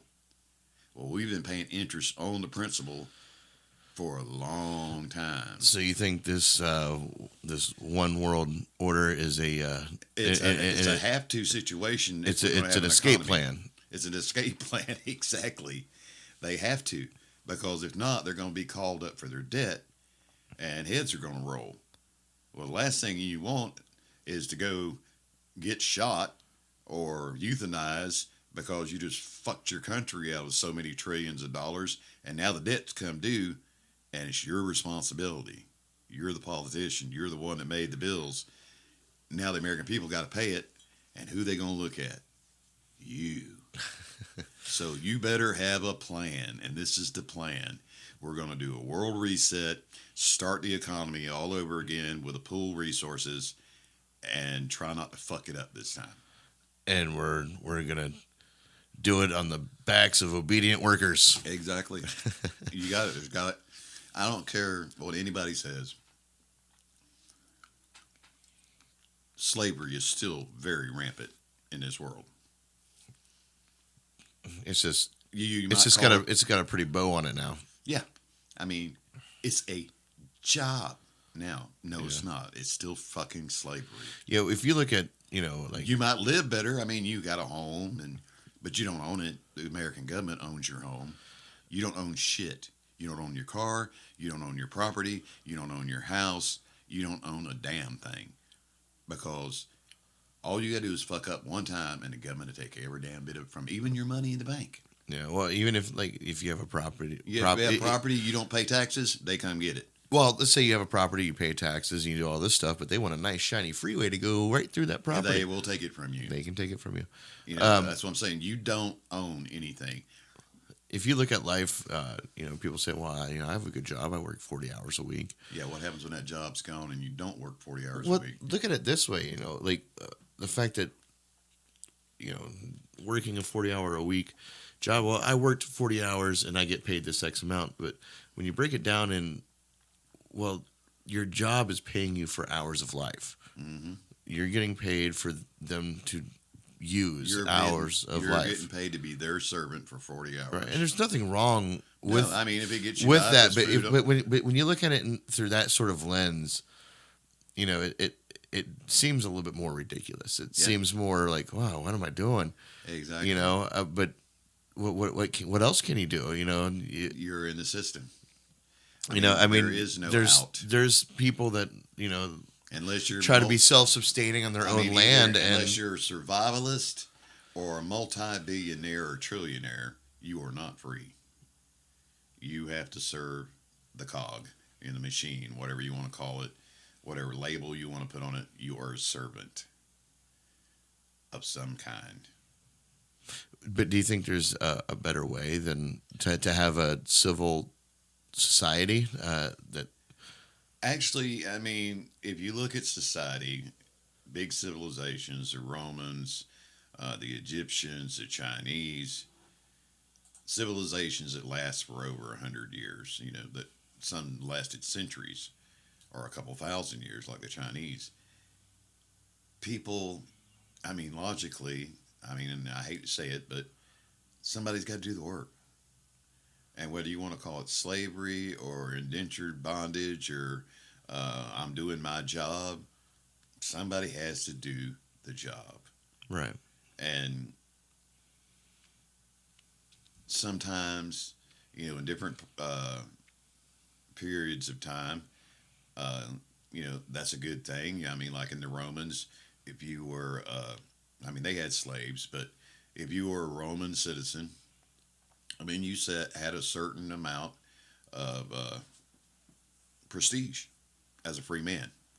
You could own property. You could own slaves. You had a vote in the Senate. You had people who represented you like we do, with House of Representatives and senators. Basically, America is not very much different than the Roman society. And, you were able to have certain freedoms as a free man in the Roman Republic. And the same thing in, just about any other civilization. In the Chinese, civilization is a caste system, because of their religion. You were born into this caste and you stayed in that caste because that's what you were. And the Hindu had the same thing. They have a caste system. Uh, but like I say, you get to a certain level, like in Japan society or Chinese society. Once you reach a certain level of success, you got more goodies, and that's the same way in America. Once you reach a certain level of success, you get more goodies. Well, once you reach a certain level of success, everything becomes Easier. free almost. Yeah, You don't have to pay for shit anymore. You don't have to. Everything's prestigious, and you're into this club, and all you got to do is sit back and collect the cash. you see, once you get to a certain point, it all becomes easier. Like say, once you make it past your first $250,000, that you've accumulated that much wealth. Well, that opens so many doors for you to accumulate more wealth. Right. But if you don't have that wealth, if you're like me and you, ain't got $10 in your pocket, you can't get the benefits of having $250,000. You can't get that loan. You can't do this business venture. You can't. You're not in that level. How much money is too much money? I think once you start getting to be a trillionaire, you're looking at too much money. I mean, because even billionaires have hard times sometimes. But there's people, that are trillionaires. They have enough money. The way I heard it explained, it made sense to me. If you have enough money that you can't spend it while you're alive, and you can leave it for your family as wealth, you are fine. But if you got enough money that you can spend it in your lifetime, you don't have enough money. Yeah. But if you can spend go buy anything you want, yachts, travel, businesses, with just a signature, and then you're just living off the interest of your wealth. And you're leaving 90% of your wealth when you die to your son or your daughter, then you are a rich person. Right. But like again, how rich is too rich? That's what I'm saying, trillionaires, because I mean, you said billionaires have trouble. I even can't wrap my head around what kind of trouble. I've watched where billionaires have been paupers. They spent every damn dime they had, or lost, or made bad investments, and then they ain't got shit. Well, yeah, but I still wouldn't consider that as not too rich. Like I guess I feel like there should be, and this may be a very liberal way of thinking, but I don't really put myself on one side of the fence or the other. But I feel like there should be a cap off point. Like now I believe that there should be. I mean, because when you get that much money, that's too much power for one individual. I mean, when you're controlling people who are living through nickel and diming, trying to pay rent, and you're like, the government's in their fucking shit all the time. Like, well, you owe us for this, you owe us for that. Why is it fair that someone who is so wealthy that they'll never spend that amount of money? Because they own the government. That's the that's the danger. Yeah, that's the elite. Of being that rich. You own so much stuff. I mean, like some of these families, they own the media, they own the entertainment industry, they own the transportation industry, they own the journalistic industry. They own your life. They own everything that you think the world is. Yes, I mean. That there's idea. Nothing in the world that cannot happen or move without their permission. Yeah, that doctor you want to be when you grow up, they put that in your head. They own that thought of yours. Yeah, they promote. I mean, they own the colleges. They teach you what they want you to learn. They own the prisons. They own the prisons to lock your ass up in, if you get out of line. So there's so much power there. The normal person can't even conceive how these people live. Yeah. I mean, they have things and access to things and do things we'll never have the opportunity to do, because they have so damn much money. I mean, if they want to start a war in Colombia, they just hire a couple of cartels to go at it, start up a war with each other, fight it out, disrupt the citizenry. Okay, we can sell arms now. Okay, we can sell some boats. We can sell some planes. It's a profit thing. Every war is a profit thing. like the financial collapse of our whole friggin' world right now. It's all going to be a profit thing for them. Yeah. We're not going to make no money off it. We're all going to go poor and starve. But all of them are making money. Yep. You know, they're making money off the vaccines. They're making money off transporting the vaccines. I mean, look at Amazon. Yeah. Like, I mean, if you notice, it's time to invest in Amazon if you do that. They are, you know, like somebody said the other day, and this is true. You're looking at the greatest wealth redistribution in the history of the planet right now.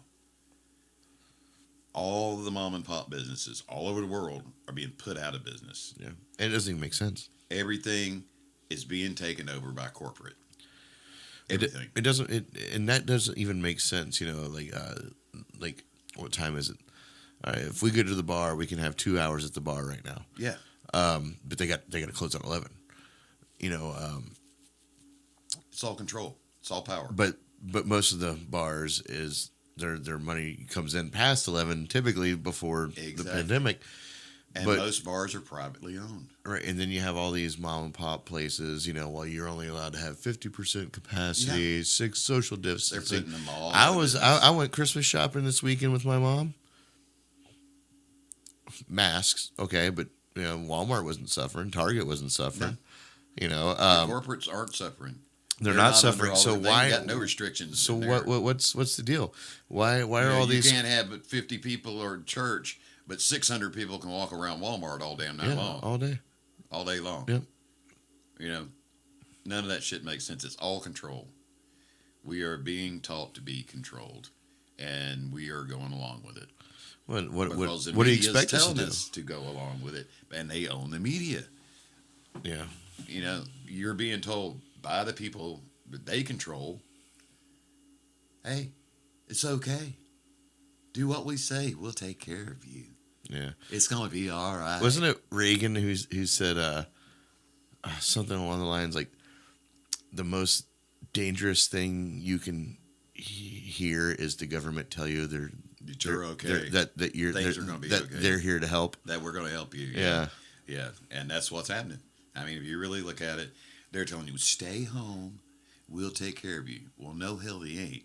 It's been 8 months, and all we got was $1,200. Well, where the hell are we supposed to be? You stay home, and we'll take care of us. I mean, yeah, you, but you know, mostly us. You want to grab a smoke real quick, Dale? Let's have a cigarette break. All right. We'll be right back. Nicotine. God knows what conversation will rabbit hole while we're out smoking a cigarette. So, but we'll be back instantaneously. We might tell you what it is when we come back. It's really good. All right. Welcome back. We are back from our smoke and restroom break. So, Dale, what do you think of the new setup here? I love it, man. It's like it's what you needed to do. Yeah, this is like a New York studio. You know, it's great. You know, it's tiny, but Rogan's place or something. It's great. Well, because none of my podcasts have been on video. Hopefully, one day I can do video. That's my main goal. I want to be able to have 2 cameras going on at one time. But like, the way the studio was set up before was more set up for my YouTube videos on Film Trigger. You know, it was like a one-sided thing. And then I started noticing when I was doing the podcast that like the functionality of it just did not work. I mean, it didn't work because you remember, like I had my back to, I had a nice corner desk right there in the corner. I had my back to it and like a little side. You had to tweak something. You had to turn around, turn your back to me. Right. And you had your own desk, which was fine, but it was still to your right. Yes, you know, you couldn't sit and lean forward. And, here, you know, you can lean forward. You can set your drink on there, man. But now I've moved everything in a central hub. You know, you and I are face to face now. We can put our hands on the tables. I have so much more room. Like I feel it's functional. It's functional and it's more freer. It's more comfortable. Better ambiance. Yeah, and now we have like our own TV over here. I can cast what I'm looking at on my computer, and so we can watch it. Well, I had that before, but it was still in an awkward place. You know. Yeah. I mean, I couldn't see it. You had it set up before. At least now we can both just kind of turn it a little bit, and boom, there it is. You know, there's the monitor. So the only thing that's going to be affected are my Film Trigger videos, but that's only visually. You know, it's for the first time, it's the view behind me is going to change just a little bit, but not too much. I think it's going to be fine. For people who haven't been here, I can tell you this is a really cool studio that Stevie's got set up here. I mean, thank you. The stuff on the walls and the objects de art, or whatever you want to call them. I mean, he's really got it arranged in here, so it is. You feel cool hanging out in here. I mean, it's a cool place to hang out. And now it feels more relaxing. Yeah, it's more relaxed. It's more comfortable now the way you've got it arranged, and it makes it so that you can feel comfortable sitting and having an interview or talking for a while. You got comfortable chairs. Stuff to look at when you're sitting there looking around.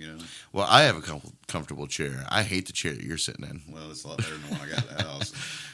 And Anya will kick my ass for it because she bought me that chair for the studio. Beats the hell out of a milk crate.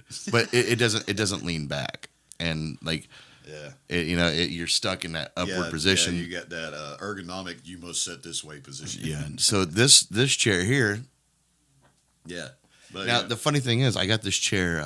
My new job, I do like maintenance, construction, remodeling, what have you. Yeah. And one of our jobs was to go to this lady's house who had passed away, and the family said everything in this house must go. Trash, take it home. We don't care. Everything must go. And I brought 3 things home from that place. This chair being one of them. That little, I don't know if you can see it. There's a little camera stand that I have leaning against the wall in the back corner, silver thing tripod. There. Yeah, a little tripod there. Oh yeah, I remember that. And this thing behind me, this reel-to-reel audio recorder, like 1980s Supreme audio recorder. Oh yeah. Reel-to-reel tape, which I have no idea how to use. And John Garver, I think John Garver's like super pissed that I don't know how to use this because he sent me a whole. I used to use those. They're not that hard to use. He sent me a whole instructional video, and I'm like, bro, this is a conversational piece. This is what it is. I have no desire to dive into that world. Pretty technical. I remember when we used to do it, record like some of the first albums I done. We used reel to reel to record tracks and stuff, and. It gets pretty technical when you really start getting into doing multi-tracks. I mean, just for multiple tracks, and then editing. You got to splice and tape. All that stuff is. This thing's heavier than fuck. By the way, mine weighed like 70 pounds. This thing is so heavy. I actually found the reels first when we were doing this house. I remember we were talking about that. Yeah, I was like, I found the reels, and I'm like, man, if I can find the machine that makes these reels go, and it was my last day there, and we just pulled this thing behind, that was leaning up against the wall down. There it was. And I threw that thing. Right. Yeah, I was like, that's it. I got it. I got my new conversation piece. Those are so cool. I mean, oh man.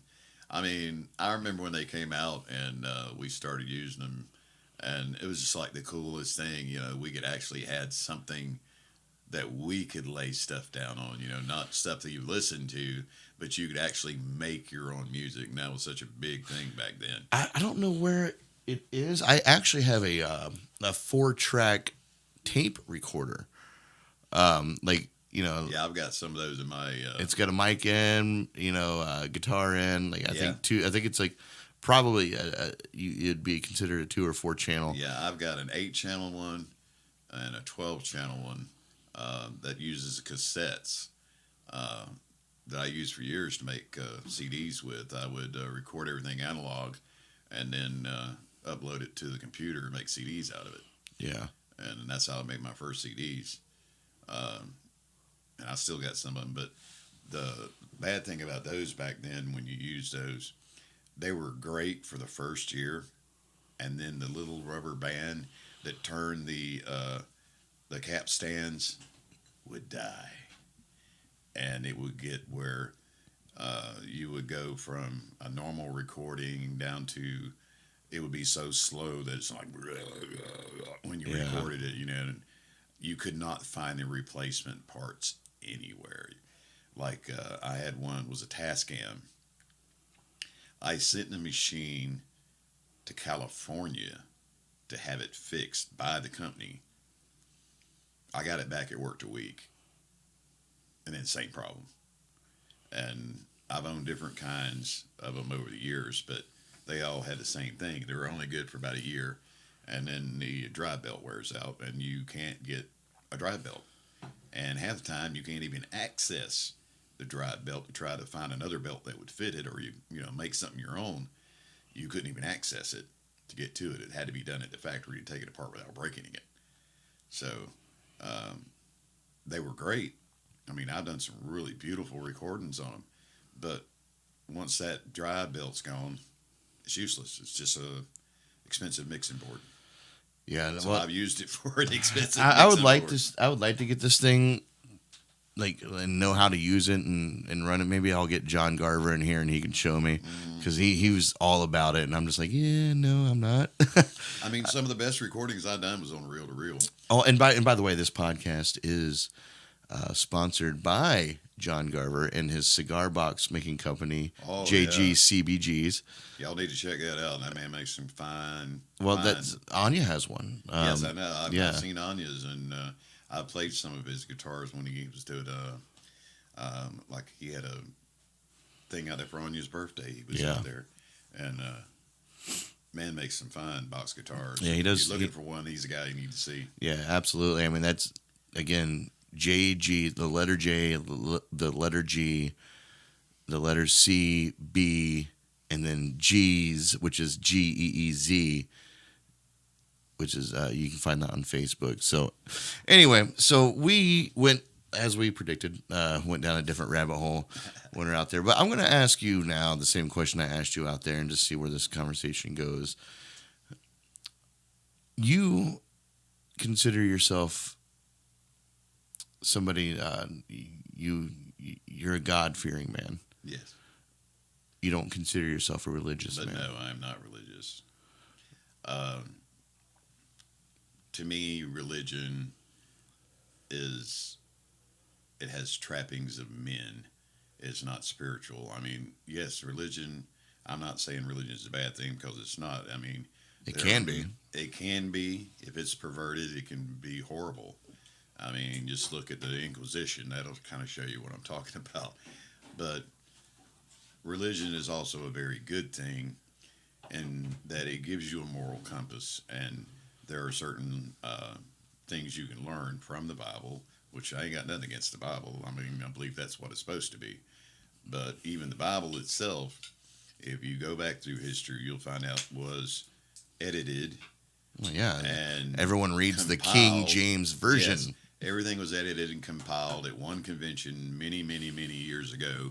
They decided, okay, this is the Bible. What they don't tell you in modern society, that you have to actually look up, is there were several other books in the Bible at that time that were kicked out. So you never really, none of us have ever read the original Bible. I mean, the Jews have the Old Testament, and if I'm not mistaken, even some of those books were taken out of the canon. But all the New Testament books were decided upon by the original church, which is turned into the Catholic Church. It was called the One Church, I think, back then. But anyway, they had a summit where all of the, I guess, I'm not sure of the title back then, Doges or something. But anyway, all the leaders of the church came together, and they had a conference to decide what the Bible was going to be. And some of the books that were kicked out did not follow with the theology of the men at that time. It didn't follow with what they wanted people to believe. Which is why you don't find much science. They were called heretics, heretical writings, because they did not agree with the theory of religion at that time. That's why I don't believe in religion. But if you were to put a name on, like, when you consider Well, I God, would call myself as a spiritual person. but would you, like, do you follow more of the beliefs of Christianity, or do you just not even get involved in that? Because you brought up the Bible quite a Yeah. bit, so it leans me to think that maybe I mean, you head you towards take that way. what you've got that we have been given, and like I say, that was a King James version. It's been edited and translated and all that stuff different ways, but basically that's what everybody believes is the Bible, and it is. But parts of it were left out. So you take and you learn from that and try to research and find out what happened to the rest of it and make your own decision on whether it's heretical or not, which that's the way it should have been in the first place. Everything should have been included and you should have been able to make your own choice. But, it's like when you're trying to figure out a math problem. If you don't have all of the integers in the solution, you can't come up with the right answer. Right. And that's the way it is with the Bible. You don't have all of the books, so how can you figure out what the truth is? Because you don't have all the information. But I believe each one of us, we all have our own path. I mean, you may want to be a Buddhist, you may want to be a Taoist, you may want to be a Christian, you may want to be Jewish. Don't matter. As long as you're on a path to make yourself better. Do you think there's anybody that's wrong? No. I mean, I believe that as long as you are trying to better yourself, you're doing what you're supposed to do. And that falls into the realm of spirituality. Yes. Yeah. I agree with that for the most part. I believe each of us, this is just my personal belief. I don't care if anybody else believes it or not, because it's my belief. I believe that each one of us was put on this earth to become the best person that we can be in the time allotted that we're given. That we should strive to learn knowledge, to learn everything that we possibly can to be able to grow as a soul, as a person, as a human. And you have to go through a lot of trials, you have to go through a lot of tribulations, and a lot of people think those are negative things, but they're not. Those things teach you too. But is there a soul purpose to that? Like, what's the yes, what? But again, that falls into the category. What's the purpose of enlightenment? Like, where does the trail end of? Okay, so you're here. You believe that we're here to learn, to grow. Yeah. For what purpose are we here to learn and grow for? Well, we have if you believe what we're raised as far as Christians go, we have an immortal soul. And that means that, this body here on earth is going to die. All of us do. But our soul's not. Our soul is on a path of knowledge and enlightenment, because to get to the ultimate path you asked me about. Well, the ultimate path, if you believe in God, is that one day you can sit on God's side and have a chat. But until you're enlightened, it ain't gonna happen. Your soul hasn't got to the point where you can even be in His presence until you've reached enlightenment. So when you say God, you believe in a supreme being, a supreme being, a one power. Yeah, monotheistic supreme being. So I mean, it don't matter what you call Him. You can call Him Krishna, Allah, Jehovah, but if you're a God-fearing person, and that's your mindset, then there is an ultimate goal, is to be able to find and meet and talk with your Creator. Where did I come from? Why is all this? To finally get the answers to everything. Every question you've ever had. Who do you think knows? He does. Because He made all this stuff. So we're always on that quest. I mean, every person in the world, the first question they ask themselves when they're a child is, what's going on? And you try to start understanding. Yeah. You understand your parents, what they're saying to you when they tell you, like, go to your room. Or because children are natural scientists. Yes. But, and you experiment with things. You taste stuff. You eat stuff. You end up getting burned. You end up freezing your fingers. You experience things, and then like, okay, I ain't touching that no more. No. You learn. Not sticking the tweezers in that socket. Yeah, not in the light socket no more. Never again. And you learn and you grow. Well, when you get to be an adult, then you got to, grow more. You have to find out, well, how do I interact with my boss? How do I interact with law enforcement? How do I interact with my government? How do I interact with my preacher? With my wife, with my own children. You're constantly growing in knowledge, whether you want to or not. It's a life process. But if you embrace it and like, yes, I want to learn more. I want to be better. I want to be smarter. I want to know what's going on. As we were made, if you believe the Bible, in Genesis, it tells you that man was created in the image of God. We all have a part of God in us. We're all part of the all. We talked about this before. It was something I was explaining to you how I felt about things. But since you were created in the image of a creator, that means you are a creator. Well, to create something, you have to have knowledge to come up with the idea in the first place. So the more you learn, the better creator you'll become. And that's true for your soul, your immortal soul. The more you learn, the more your soul will be able to create. The more your soul will learn, the more knowledge you attain, the more things you can conceive of.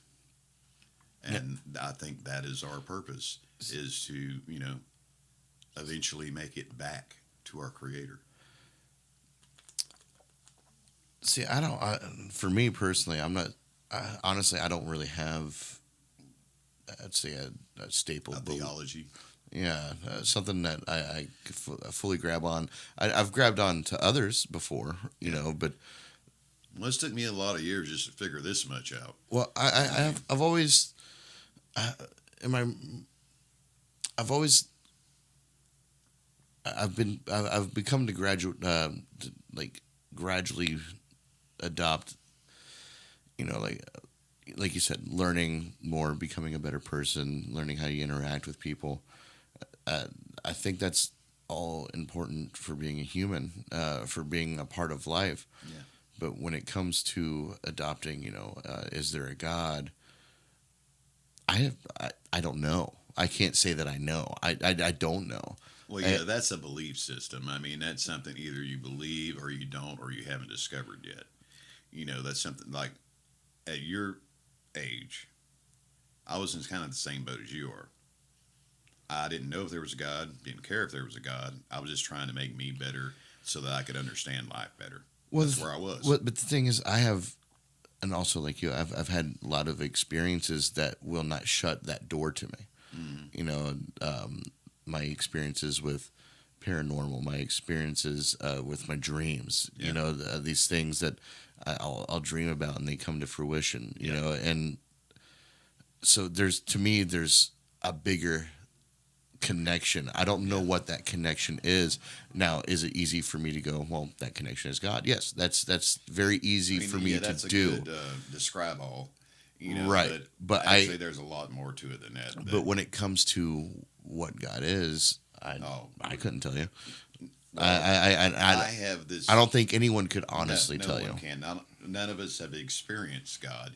I mean, we do to a certain extent every day. We experience God, but as far as being in the presence of God, I mean, if you read the Bible, the only person in the Bible, I think, was Moses, who actually got a glimpse of God besides Adam and Eve. I mean, they walked with God in the garden, but they were perfect.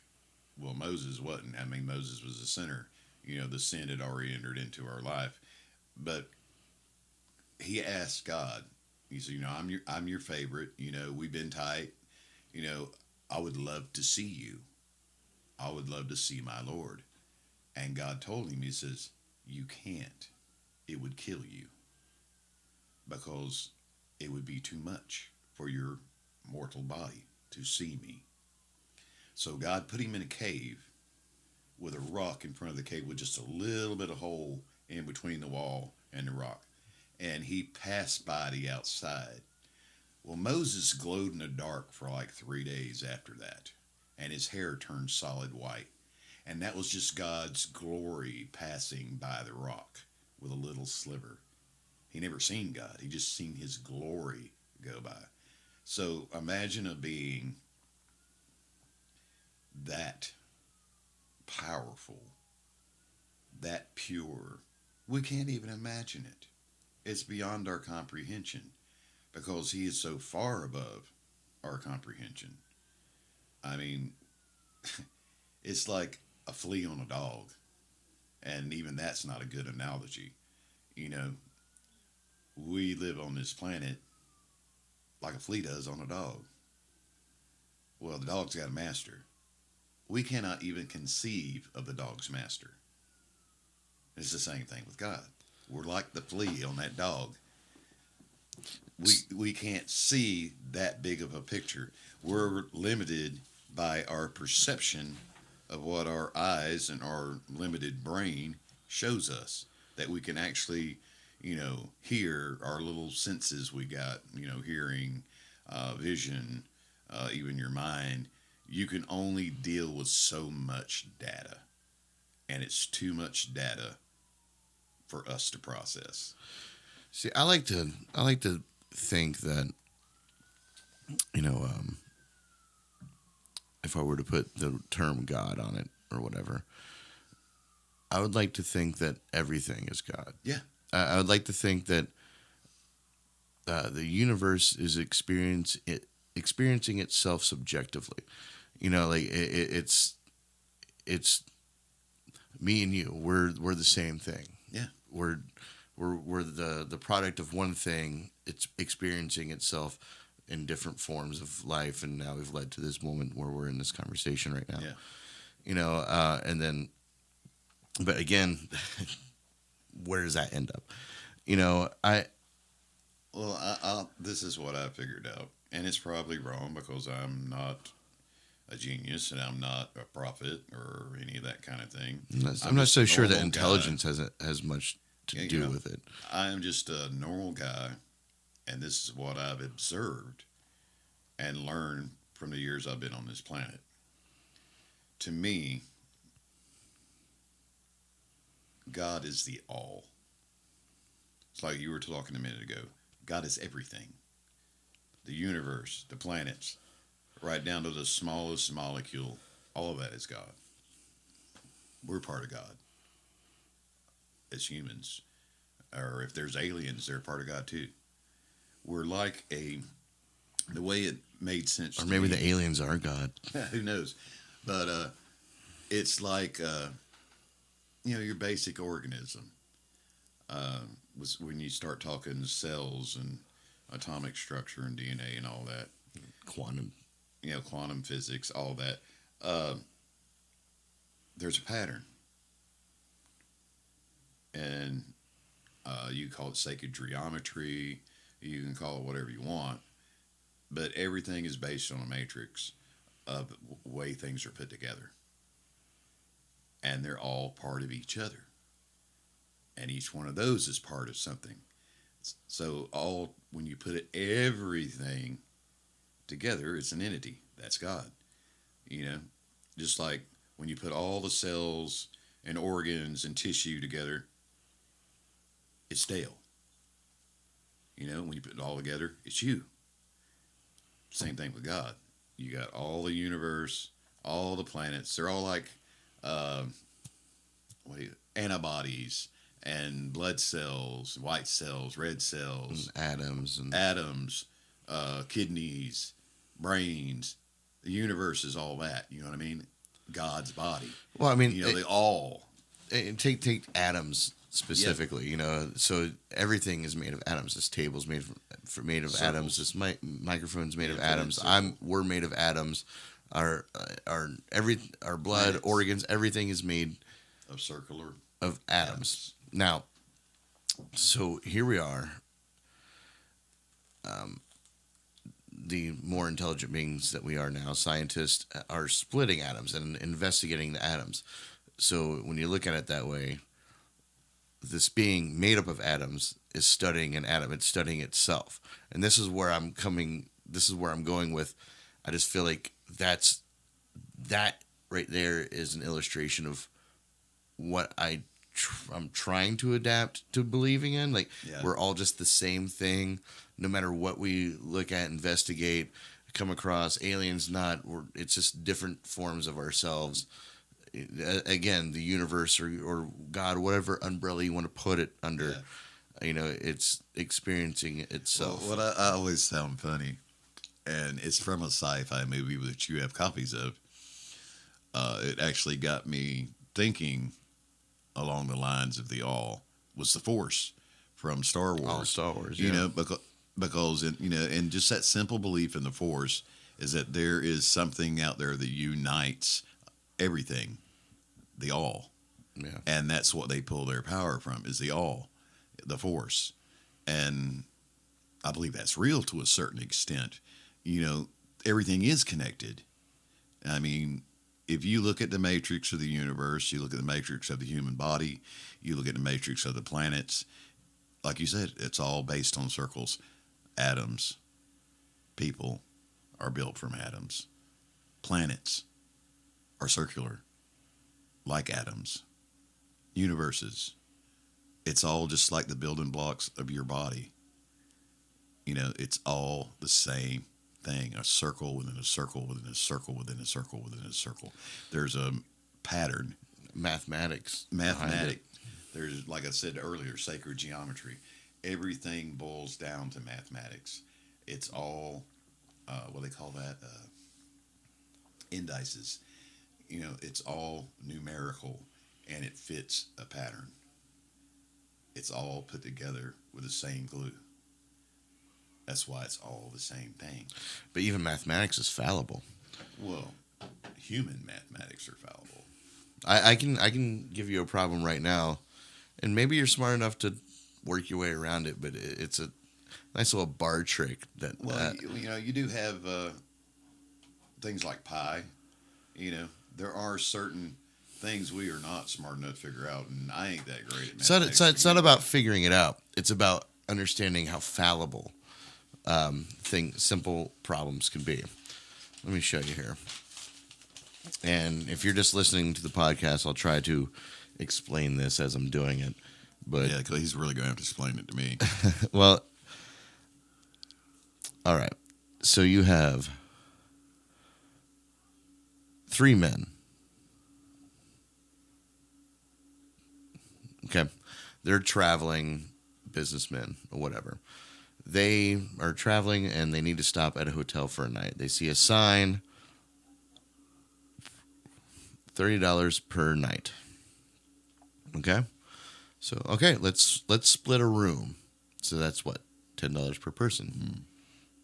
10, 10, 10. So they check in. They check in with the door guy or the whatever you call the guy who runs the hotel. They pay him $30, and they go to their room. So as they're in their room unpacking, the doorman's like, "Oh shit! You know what? We have a deal tonight. It's only $25 tonight on Wednesdays. It happens to be a Wednesday. I forgot to tell them. Silly me." Yeah, odd numbers. So the doorman hands the bellboy the $5 extra. Says, "Hey, take this back up to those 3 guys up there. You know, I messed up. I didn't give him the deal." Well, the bellboy pockets $2. Nobody, Each $1 a piece. nobody's the wiser, right? And gives them back $1 a piece, which is $9 per person, right? That they paid total. So 9 plus 9 plus 9 equals 27. 27. Plus the $2 that the bellboy pocketed equals 29. Where's the missing dollar, Dale?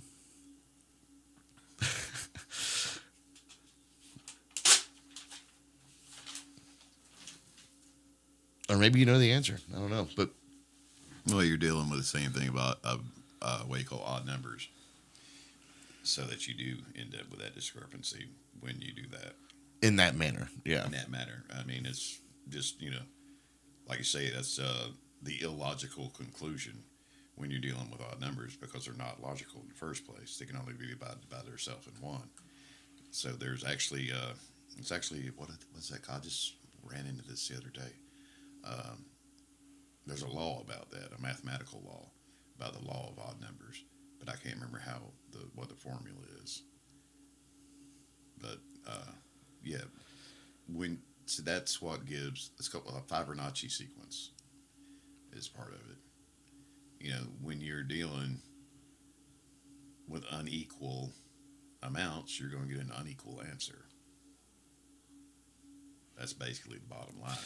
Right. So when this whole theory that everything comes down to mathematics, even I have trouble wrapping my head around it, because I can do a simple problem like that and come to an error of some Yeah. kind when it's done in a certain way, Yeah. which to me shows a fallibility when you break things down into mathematics. But I didn't mean to turn this into a mathematical thing. Yes, yeah. I trust me, I'm suck at math, Well, but I always found that to be a the- very curious situation. And number two, I found it to be very fun to do at a bar and yeah. Well, and let these people try to figure it out, The because main people get pissed. observation I pull off of this is mathematics is linear. The world is not. I mean, when you think mathematics, you think a number line. Right. You know, yes, it's infinity in both ways, but it's a line. The world is not a line. The world is a circle. So anything that you apply to the world has to be done with circular theories and what do you call it? Formulas. You know, like how you find the radius of a circle and all that. You got to use different Yeah. mathematics to figure out circular problems. Right. And the universe, everything, even your body, is based on circular mathematics. And we've always looked at it linear. That's why we fuck up. And that's a linear problem. It's a linear problem. That's why it ain't right. Yeah. You know, you got to go by the sacred geometry, which is the circle. I mean, everything. Down to your atoms, to your planets, universes. I mean, Yeah, there's it's all based on circles. there's 100 other ways to do that problem and get the right answer. Oh, yeah. You know, but doing that problem in that way, It'll always be wrong. you'll find you'll find an error. You Yeah. know, and that's, to me, that's Because it's linear mathematics. yeah. That's my take on that. You know, there's questions I've asked and I still haven't found answers for. Like in electronics, every motor that we have in the world, well, I'll say 99%, is based on Tesla's model of the electric motor, where the principle is attraction. You have things that move in a circle that are attracted by other things and makes it spin. That's how the motor works. Why are there no motors made from repulsion?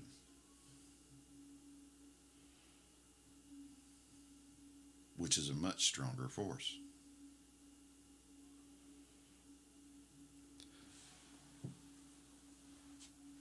We have been looking, now, me personally, I think we have been looking at magnetics backwards for over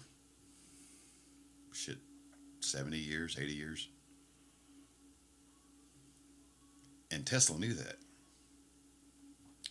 If you look at of his patents that are actually that you can research and go to the patent office and look at or look up online, every motor he made is made from the law of attraction, except one.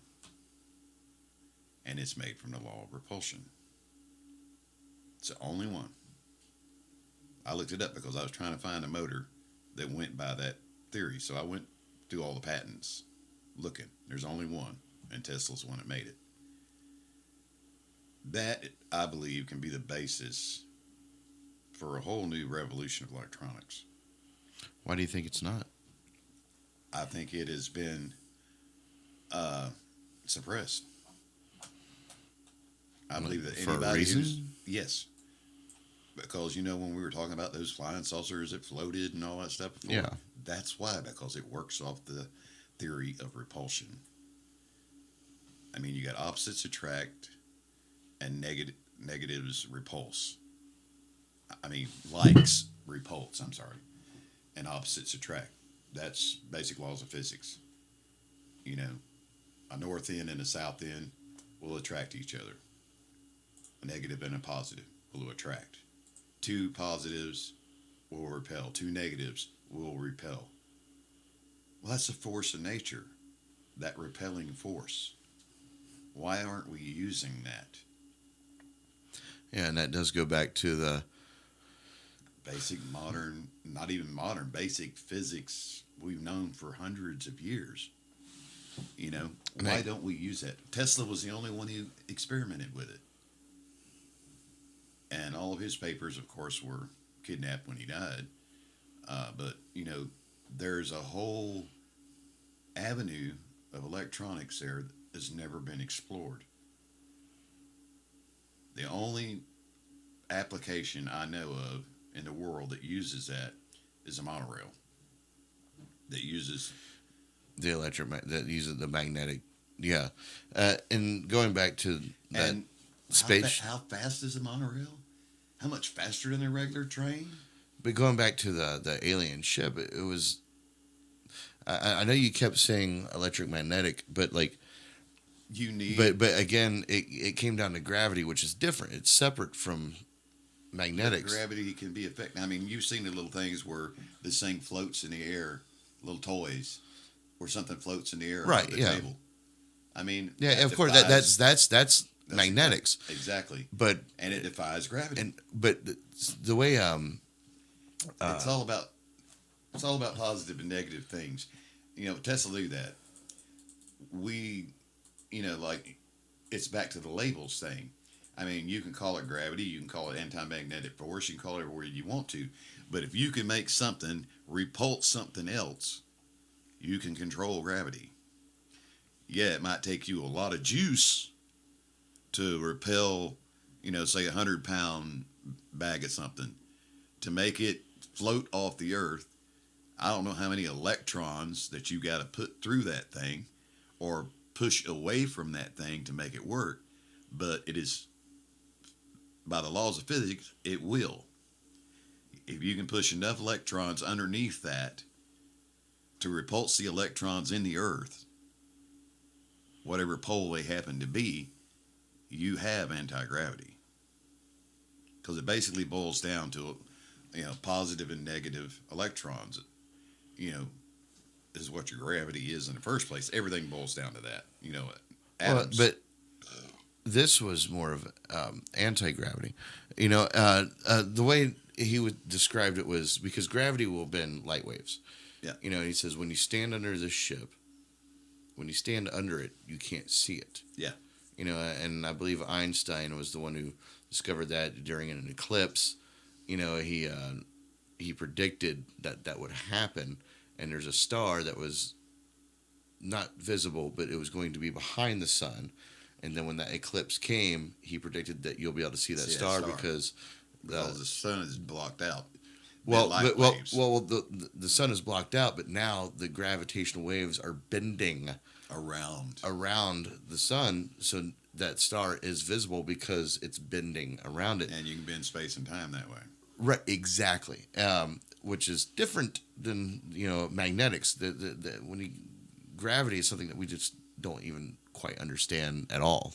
In the sense that, like, we don't know what causes it. We don't know what creates it. We don't know in an anti-gravity what causes that force to have that cushioned push. See, you know, like it's a very curious thing, and then to create a reactor to manipulate such things. See, that's what I was talking about. That's insane. I mean, it all breaks down to matter. How do you manipulate matter?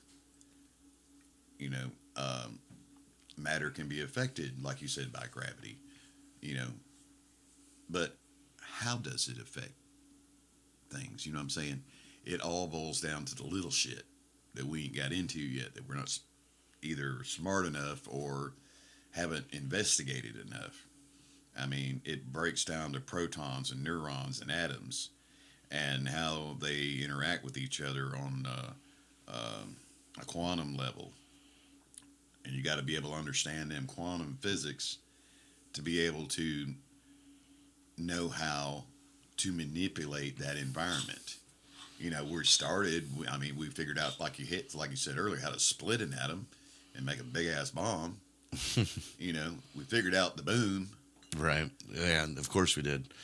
because we're good at that. And we're almost as good at destruction as we are creation, Oh, absolutely. or maybe even a little better at destruction. Dale, I'm going to pause you. I should have used the restroom. I got to piss now. Okay, go ahead, brother. All right. Sorry. I had to pee.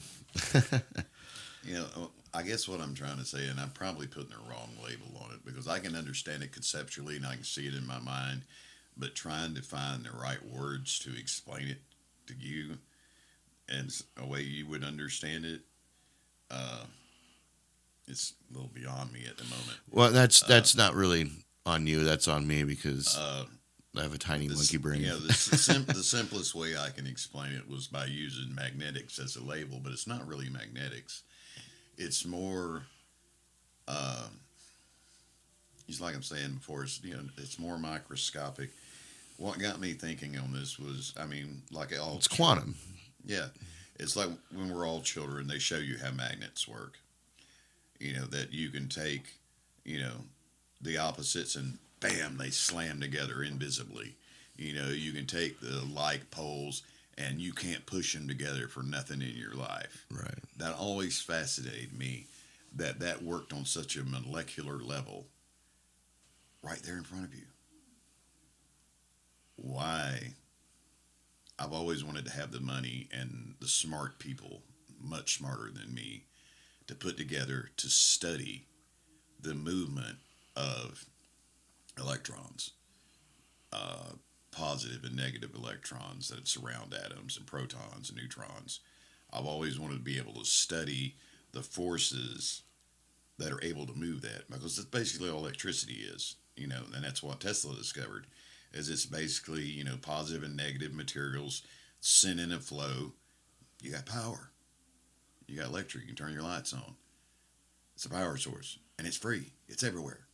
It's all over the world. The world's made of it. Everything's made of it. But you got to figure out, like he did with electricity, with alternating current, he figured out how to conduct the flow of electrons. Basic matter, basically, if you really think about it. The building blocks of the world, the universe, everything, is electrons, protons, neutrons, all that stuff. Tesla figured out how to use that and make it applicable to daily life. And in our lifetimes, he probably had the better understanding of it than anybody in the world. And he done some awesome things with learning how to move electrons. He caused earthquakes. He was able to produce thousands upon thousands of volts of electricity. He had an idea to have free power for the whole world that was shut down because he couldn't make money that way. And all that's still there. It could still be done. But nobody with his kind of intellect and intuitive grasp of electricity or moving electrons has come along since him. And it's a theory and a science and a study that we've abandoned to a certain degree that we're not pursuing as much as we should because we won't need carbon fuels if we can figure this out. Do you think Elon Musk is not trying to follow in that shadow? I think Elon Musk is probably the smartest man on this planet right now as far as being able to intuitively grasp answers to problems. He's our best problem solver that I know of personally in the world. And that's what we need. We need a problem solver, someone who can figure out how to move electrons and protons and neutrons and how to make them work for us. And, like I said earlier, I use the label of magnetism because that's in my little undeveloped brain. That's the only way I know how to do that is either through electricity or through magnetic force is to be able to manipulate electrons. Right.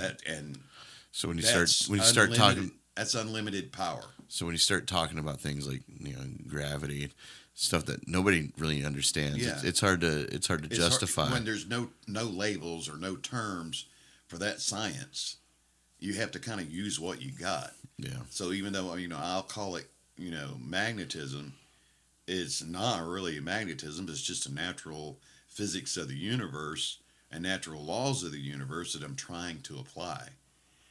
But I got to give it some kind of label. Right, but and magnetism you would be could the call closest thing to relate to that Yeah. because it does have that It does invisible move force. electrons. It does have that Yes. invisible barrier, that cushioned push that is Exactly. completely unexpected. That's the most practical thing that I can tell you of what I conceptualize in my mind. That's the easiest way I can explain it to a layperson. So I'm going to try to switch this a little bit. So what do you think is going to happen when our magnetic poles flip? That'd be pretty trippy.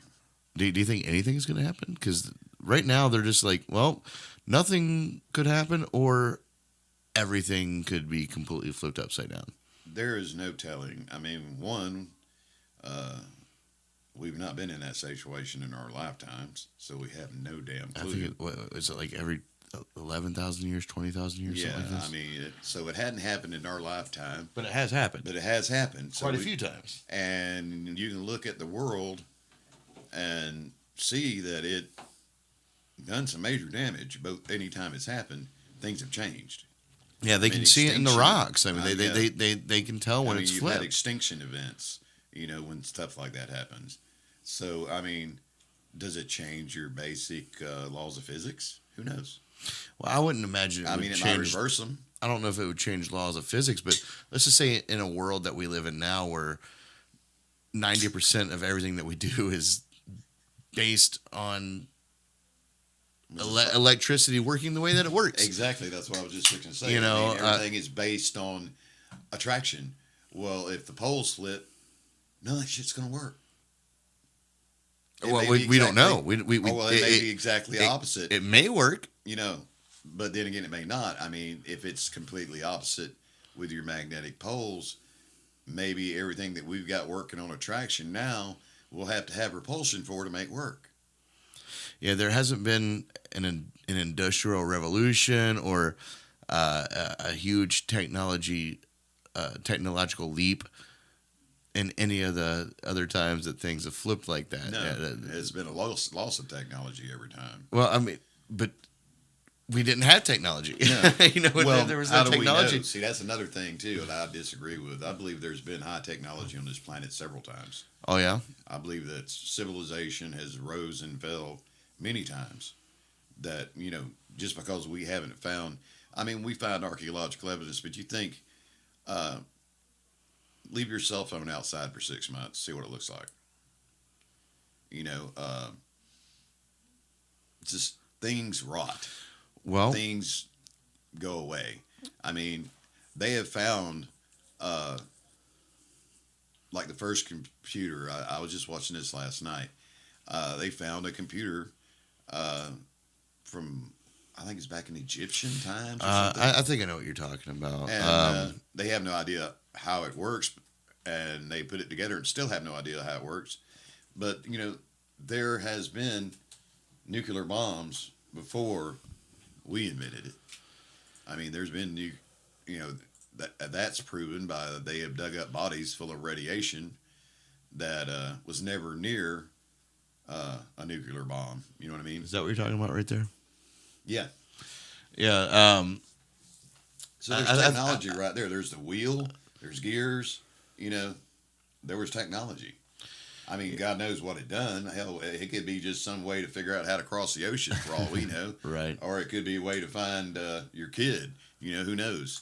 But it's technical, and does have gears. It does work on principles, and it's a lot more advanced than what we thought they were. Bob Lazar, another thing that he said that intrigued me was that, they have 9 ships in their possession, and he was led to believe that one of these ships, if not more than one, I can't quite remember off the top of my head, was found in an archaeological dig. Oh, yeah. I've seen rumors about that. Yeah. What was it, about 4 years ago, 5 years ago? There was a thing going around online that the government had found a flying saucer in an archaeological thing. I think it was in India, and they traced it back to the Bada Vista Wars. They have a certain name for those things, but it was one of those that the government found. But that goes back to what I said before. There's been high technology here before. There's been nuclear bombs here before. If you read the Indian histories from India, they describe having nuclear war. They describe aliens. They describe flying saucers, people flying in chariots. And they're describing it with the best of their vocabulary at that time. Right, which is very hard to decipher sometimes. Yeah. I mean, there's theories But, out. they tell about bombs that would go off with the force of 1,000,000 suns, and that when they blew up, the people's imprint would be on the stone where the person used to be, just like a nuclear bomb. Right, and there's a lot of theories out there that And some of those bodies, when they dug them up, were full of radiation. Before the bomb was ever even thought of, we made it in the 40s or whatever. These people had already been irradiated. Yeah, there's a lot of Hundreds theories of out there years that before. dragons. I'm kind of open-minded on that one. I ain't decided what I Well, believe on that. that dragons are But they are pretty prevalent in all societies. Well, one of the theories that I was talking about was that, some of the original talks about dragons were the dragons would fly down and gods would come out of their belly. That's Like an airplane, yeah. or whatever flying spaceship, anything. If you don't know what that is, You got to make a word for it. you're With describing your it. labels you got. You're describing it as something that you're trying to relate it to something that you You already understand. understand, yeah. And so I think that's a very curious way to look at anything. I mean, read the Bible, as you said, any sort of ancient text when it talks about dragons or Celestial lights or whatever. whatever yeah. mythology. It There's could a really grain of truth it could in really all that. turn it on its head of what they could actually be talking about, as opposed to reading it as just for black and white as it is. Yeah. But when you actually go to dissect it and and think in terms of somebody who's from that time, who is the shit? Daniel in the Bible is a perfect example. of Who that. is the guy? It begins with an N. He predicted a lot of things. Nostradamus. Thank you, Notre Dame. He somebody said that he predicted 9/11. Oh yeah, he's credited with predicting a lot of things. The rise of different empires, everything. But talking about a major attack from giant birds, attacking tall structures. It goes back to that same principle of Him trying to describe something he's never seen. right, and you see Egyptian writings and even in tombs of Native Americans, these crazy ass things coming from the sky and ascending, and it looks like they're drawing gods or what the fuck ever, stars, descending Yeah. from the heavens. However, they understood it at the time of what they experienced. Right. So I take that and I hear these the words in the Bible and all this stuff, and that's how I try to relate things, because now it's taken so literal. But if you were to try to translate that sort of mindset, Yeah. what could these people actually be talking about? When Moses turned the ocean into blood, all these different things. He split the ocean. Like, what is that What actually? actually happened, yeah. What actually happened? What is this Yeah. person trying to describe in a mindset that they understand? We're taking it literal, Yeah. but it's probably not as literal as we think Not it cut is. and dried as we think it is. There's Right, something else going on. and that's human fallibility. That's something that is Kind of one thing got me started on what you're talking about here is a friend of mine turned me on to a book many years ago, and I don't even know if you can find it now, but it's a book called the Urantia book. And if you read that book and then read the Bible reads like a space log. It's pretty trippy. what do you mean, like a space log? Like, I don't know. If you read that book and then read the Bible, it's like how can I really explain it? You see it in a whole different light. The Bible reads like basically like somebody who got marooned on this planet, and you know, we started out with like technology, and then everything went backwards. You know, it's kind of like a species trying to survive here, and they degressed instead of, you know, So, like, what we evolutionized. know as aliens was crashed here or Yeah. something like that. Yeah.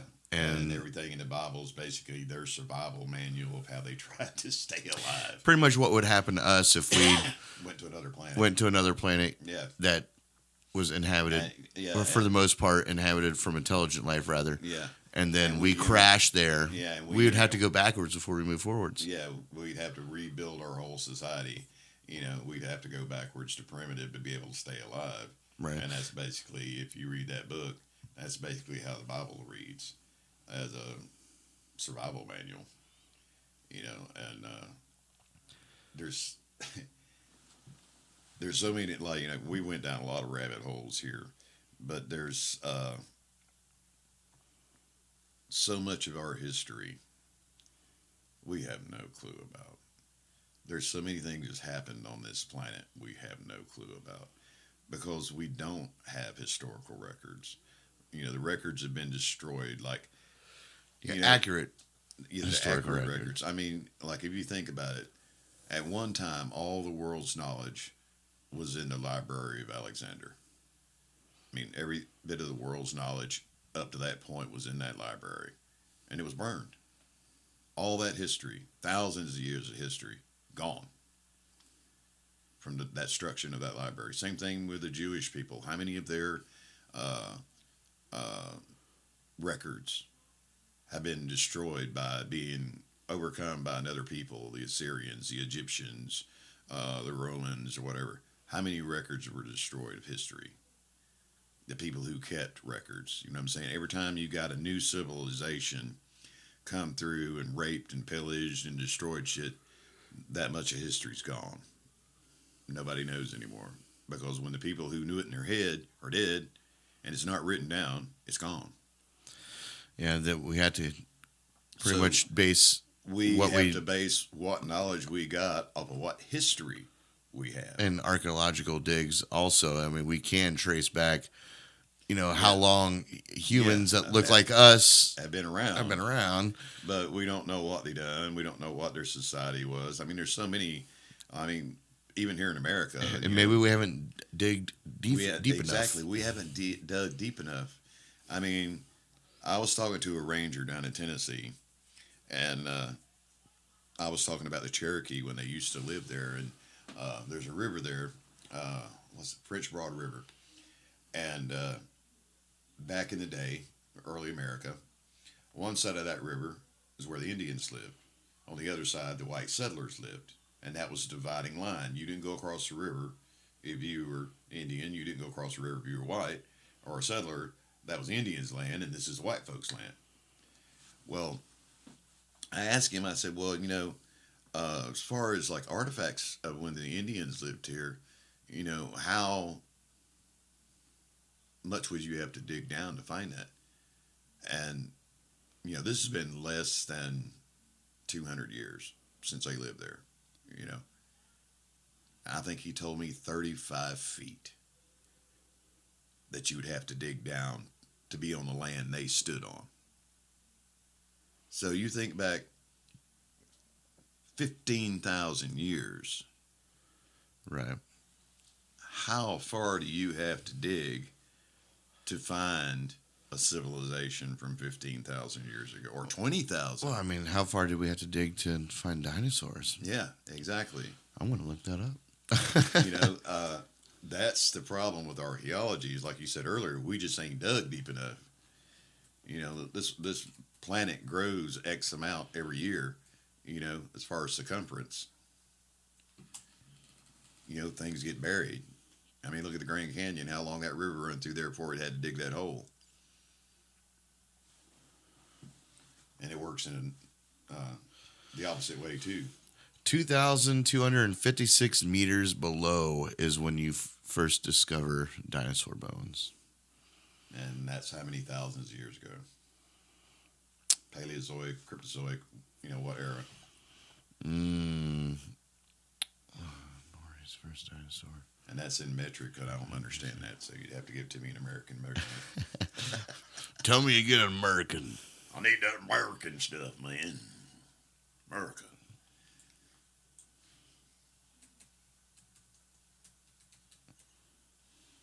But, you figure that's where we find oil. That's where the dinosaurs were. It's 1.4 miles. Yeah. That's a long damn way. If you think about dirt, that's a long damn way underground. And I would assume that would just be for the last of the dinosaurs. Yeah, the last of the dinosaurs.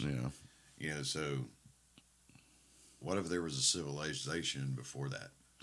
Yeah, but okay. But most people think, okay, we weren't here when the dinosaurs were here. We were monkeys then. Yeah, but when you think of digging 1.4 miles, you're thinking like the whole planet, the surface of the planet is one height. No, there's different heights. I mean, you can dig into the side of a mountain. That's we're talking sea level. Right. Yeah. But that's where they're getting that measurement is below sea level. Yeah, that's a long dig. And in some places, like if you're on Everest, you'd have to dig a lot further than that down to get to that. I don't know, Dale. Oh, this world's a crazy place. The life is a crazy thing, especially conscious life, especially the life that leads you and I to sit here and have a reasonable conversation about. Well, just to get to the point of communication. Yeah. Yeah. Took years probably. I mean, even today we don't have universal communication abilities. We have to have translators. Well, we're getting there, but we're getting there more internet, through AI and. Yeah. I mean, we're getting there. That's what I was saying earlier. We can't unify as a planet until everything's standardized. That's the ultimate goal as far as the society goes, is so that everybody's equal, everything works the same way, everybody knows what's going on. That's the nirvana goal. But to actually achieve that is a hell of a lot of work. And we're a long ways from it. And going to be for quite some time. Maybe. I mean, the way things progress. I believe we're at the beginning of it. That's what I was talking about earlier in the beginning of this conversation. I believe that we're heading for that, but I believe we're going to have some birth pains getting there. I mean, eventually, I think it only makes common sense for us to try to have a standard.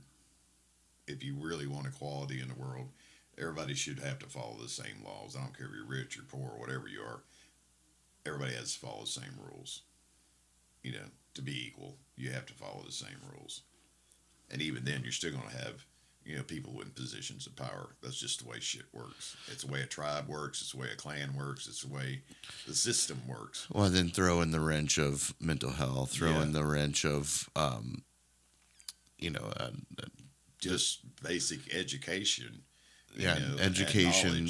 Yeah, some people there's are a smarter whole than other people. There's a whole mixing pot of variables that it's hard just to herd, because we're not all sheep. Exactly. And I know sheep is a term thrown around a lot. Like, oh, you're all just sheep, and I kind of get it, but like, you're still an individual, and that's what could make the thing work, is the individuality of people. Yeah. But that individuality has to be respected and has to be brought to the forefront while you're still into a herd mentality. You know what I mean? Yeah. It comes down to, yes, we're all different, like snowflakes. Each one of us are a different pattern.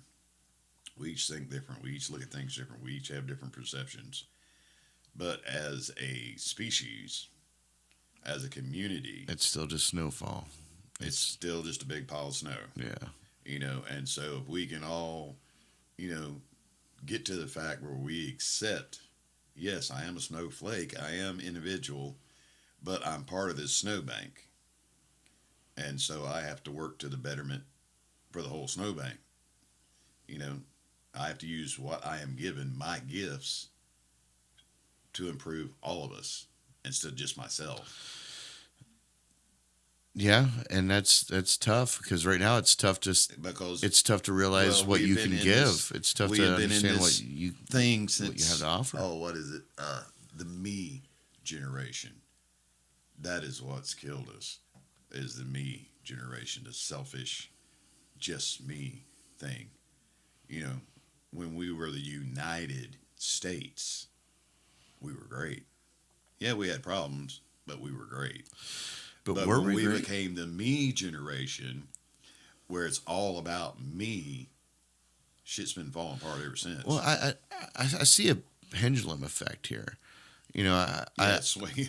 Right. Right. You need that middle at rest. You say things were great when everything was unified, but was it really unified per se? Or was it just like this is how things are?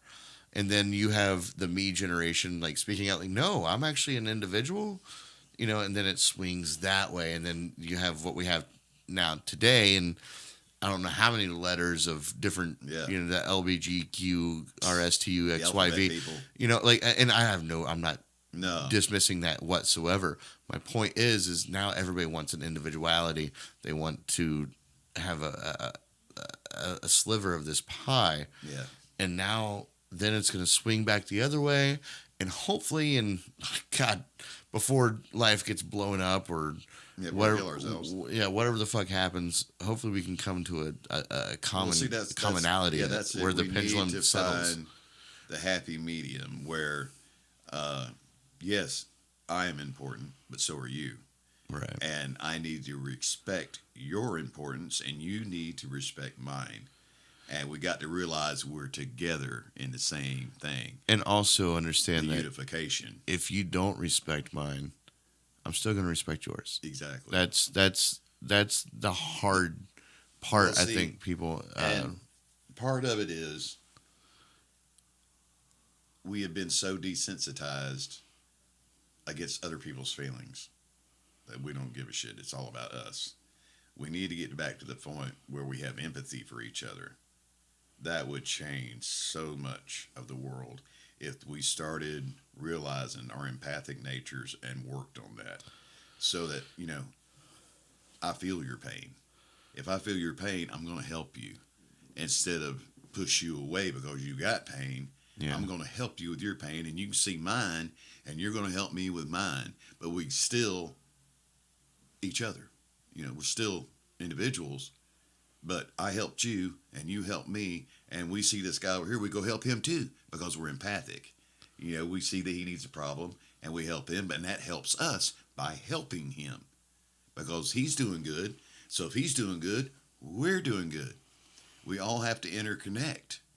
But we seem to lose that empathy. Yeah. When there's more control that's happening. Because naturally people are empathic.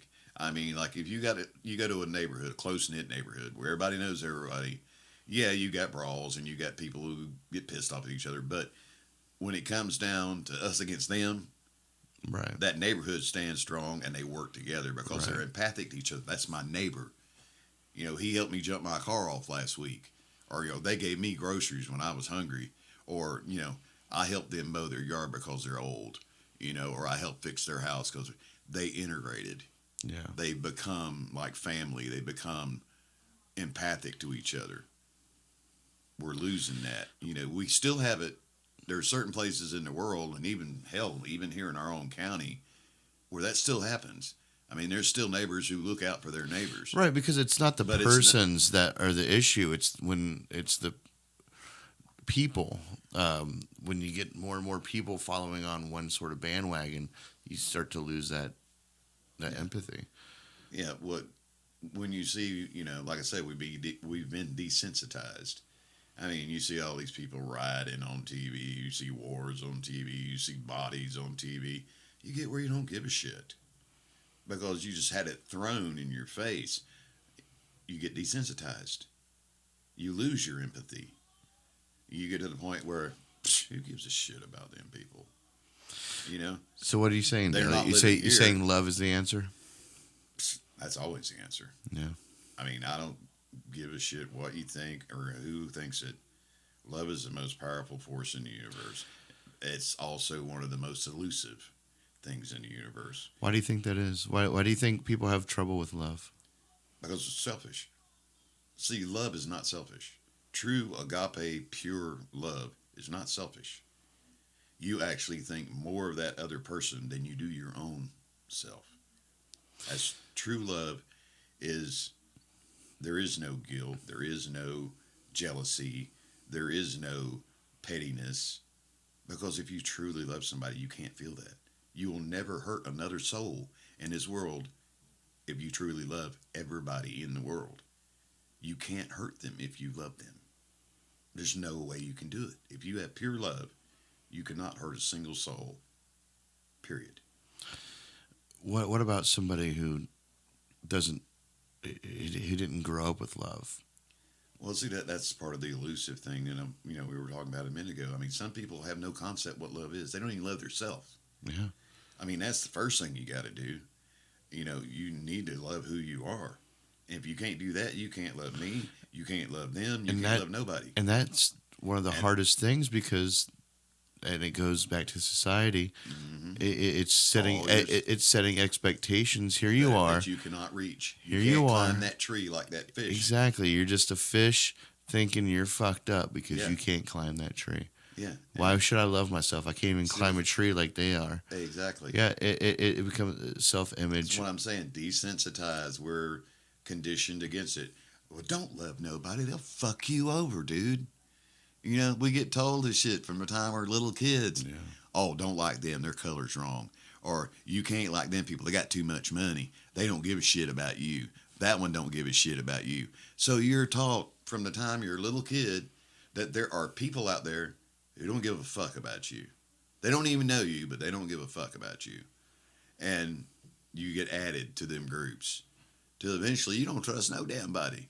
You don't want to love nobody because you don't trust them fuckers. You've been told since you were a little kid not to trust them, that they would hurt you. And we're all afraid of being hurt. That's why it's hard to find love, because you're afraid of being hurt. Yeah. You're afraid of rejection. You're afraid of mental anguish. You're afraid of pain. Yeah, fear seems to be a driving force. Is almost as powerful as love. Yeah. I mean, if you had that's like your opposite. You got love and fear. And really not even fear. I mean, you could call it evil. You could call it hate. It goes back to Star Wars. It goes back to the Force. It's yin and yang. It's all the dark side and the light side is still the Force. It's still part of the same thing. Yeah, it's just a matter of which way you go with it. And you got to have both to make shit work. That's the crazy thing. The universe works off that principle of balance, chaos, and order. You have got to have both to keep everything working, or then you end up without it. You end up with entropy, and everything rots. You got to have chaos. You got to have order to keep the balance, so you don't have entropy. Entropy is the main enemy that we never see. We just focus on the chaos, or we focus on the order, but we never focus on the entropy because we haven't experienced it yet. But entropy is the rot that kills. When chaos and disorder are actually life, entropy is the absence of all life. And that's what chaos and order fights against. Even though they fight against each other, they both actually fight against entropy. Most people don't even know that. They have no clue what I just told you. They have no idea that that's even in the universe or what it even is. But that's how shit works. When you boil it down to just basic bullshit, that's how it works. Well, I think the biggest takeaway from this podcast is There's a lot of questions. love yourself, Yes. love others. But Give that. It's free. Give that shit out much. but as you have to can. try to love yourself You first. got to love yourself first, and that is And that's the not hardest thing you'll and that's ever not do a in your selfish life. thing. No, it's not selfish. It's a survival mechanism. If you want to be successful, if you want to be happy, if you want a good life, you want good relationships, you got to love you first. Yeah. That's the building blocks of who you are. If you cannot love yourself, you cannot love your spouse, you can't love your children, you can't love God, you can't love nothing if you don't love yourself. You got to learn first with you. And you got to be happy with who you are. Even if you're fucked up, you still got to be happy with it. You know, that's the whole bottom line. If you can learn to love yourself and then let that grow till you love this person and that person and that person and let it just spread like a virus, you know, we can spread love like a virus, then we'll have a really cool pandemic. That's beautifully said, Dale. I think we're going to end it on that. Always a good time. Always a Had a pleasure great with you. Always, God knows what kind of trip we will go down next time.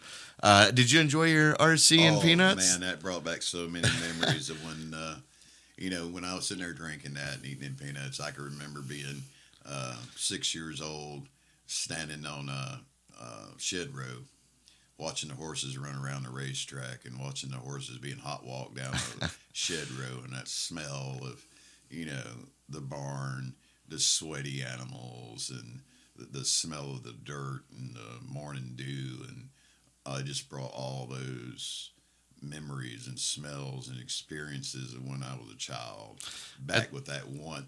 You know, it's amazing how, you know, one smell can trigger so many memories of what you've experienced. Or sounds. Or a sound. Yeah, the music is great for that.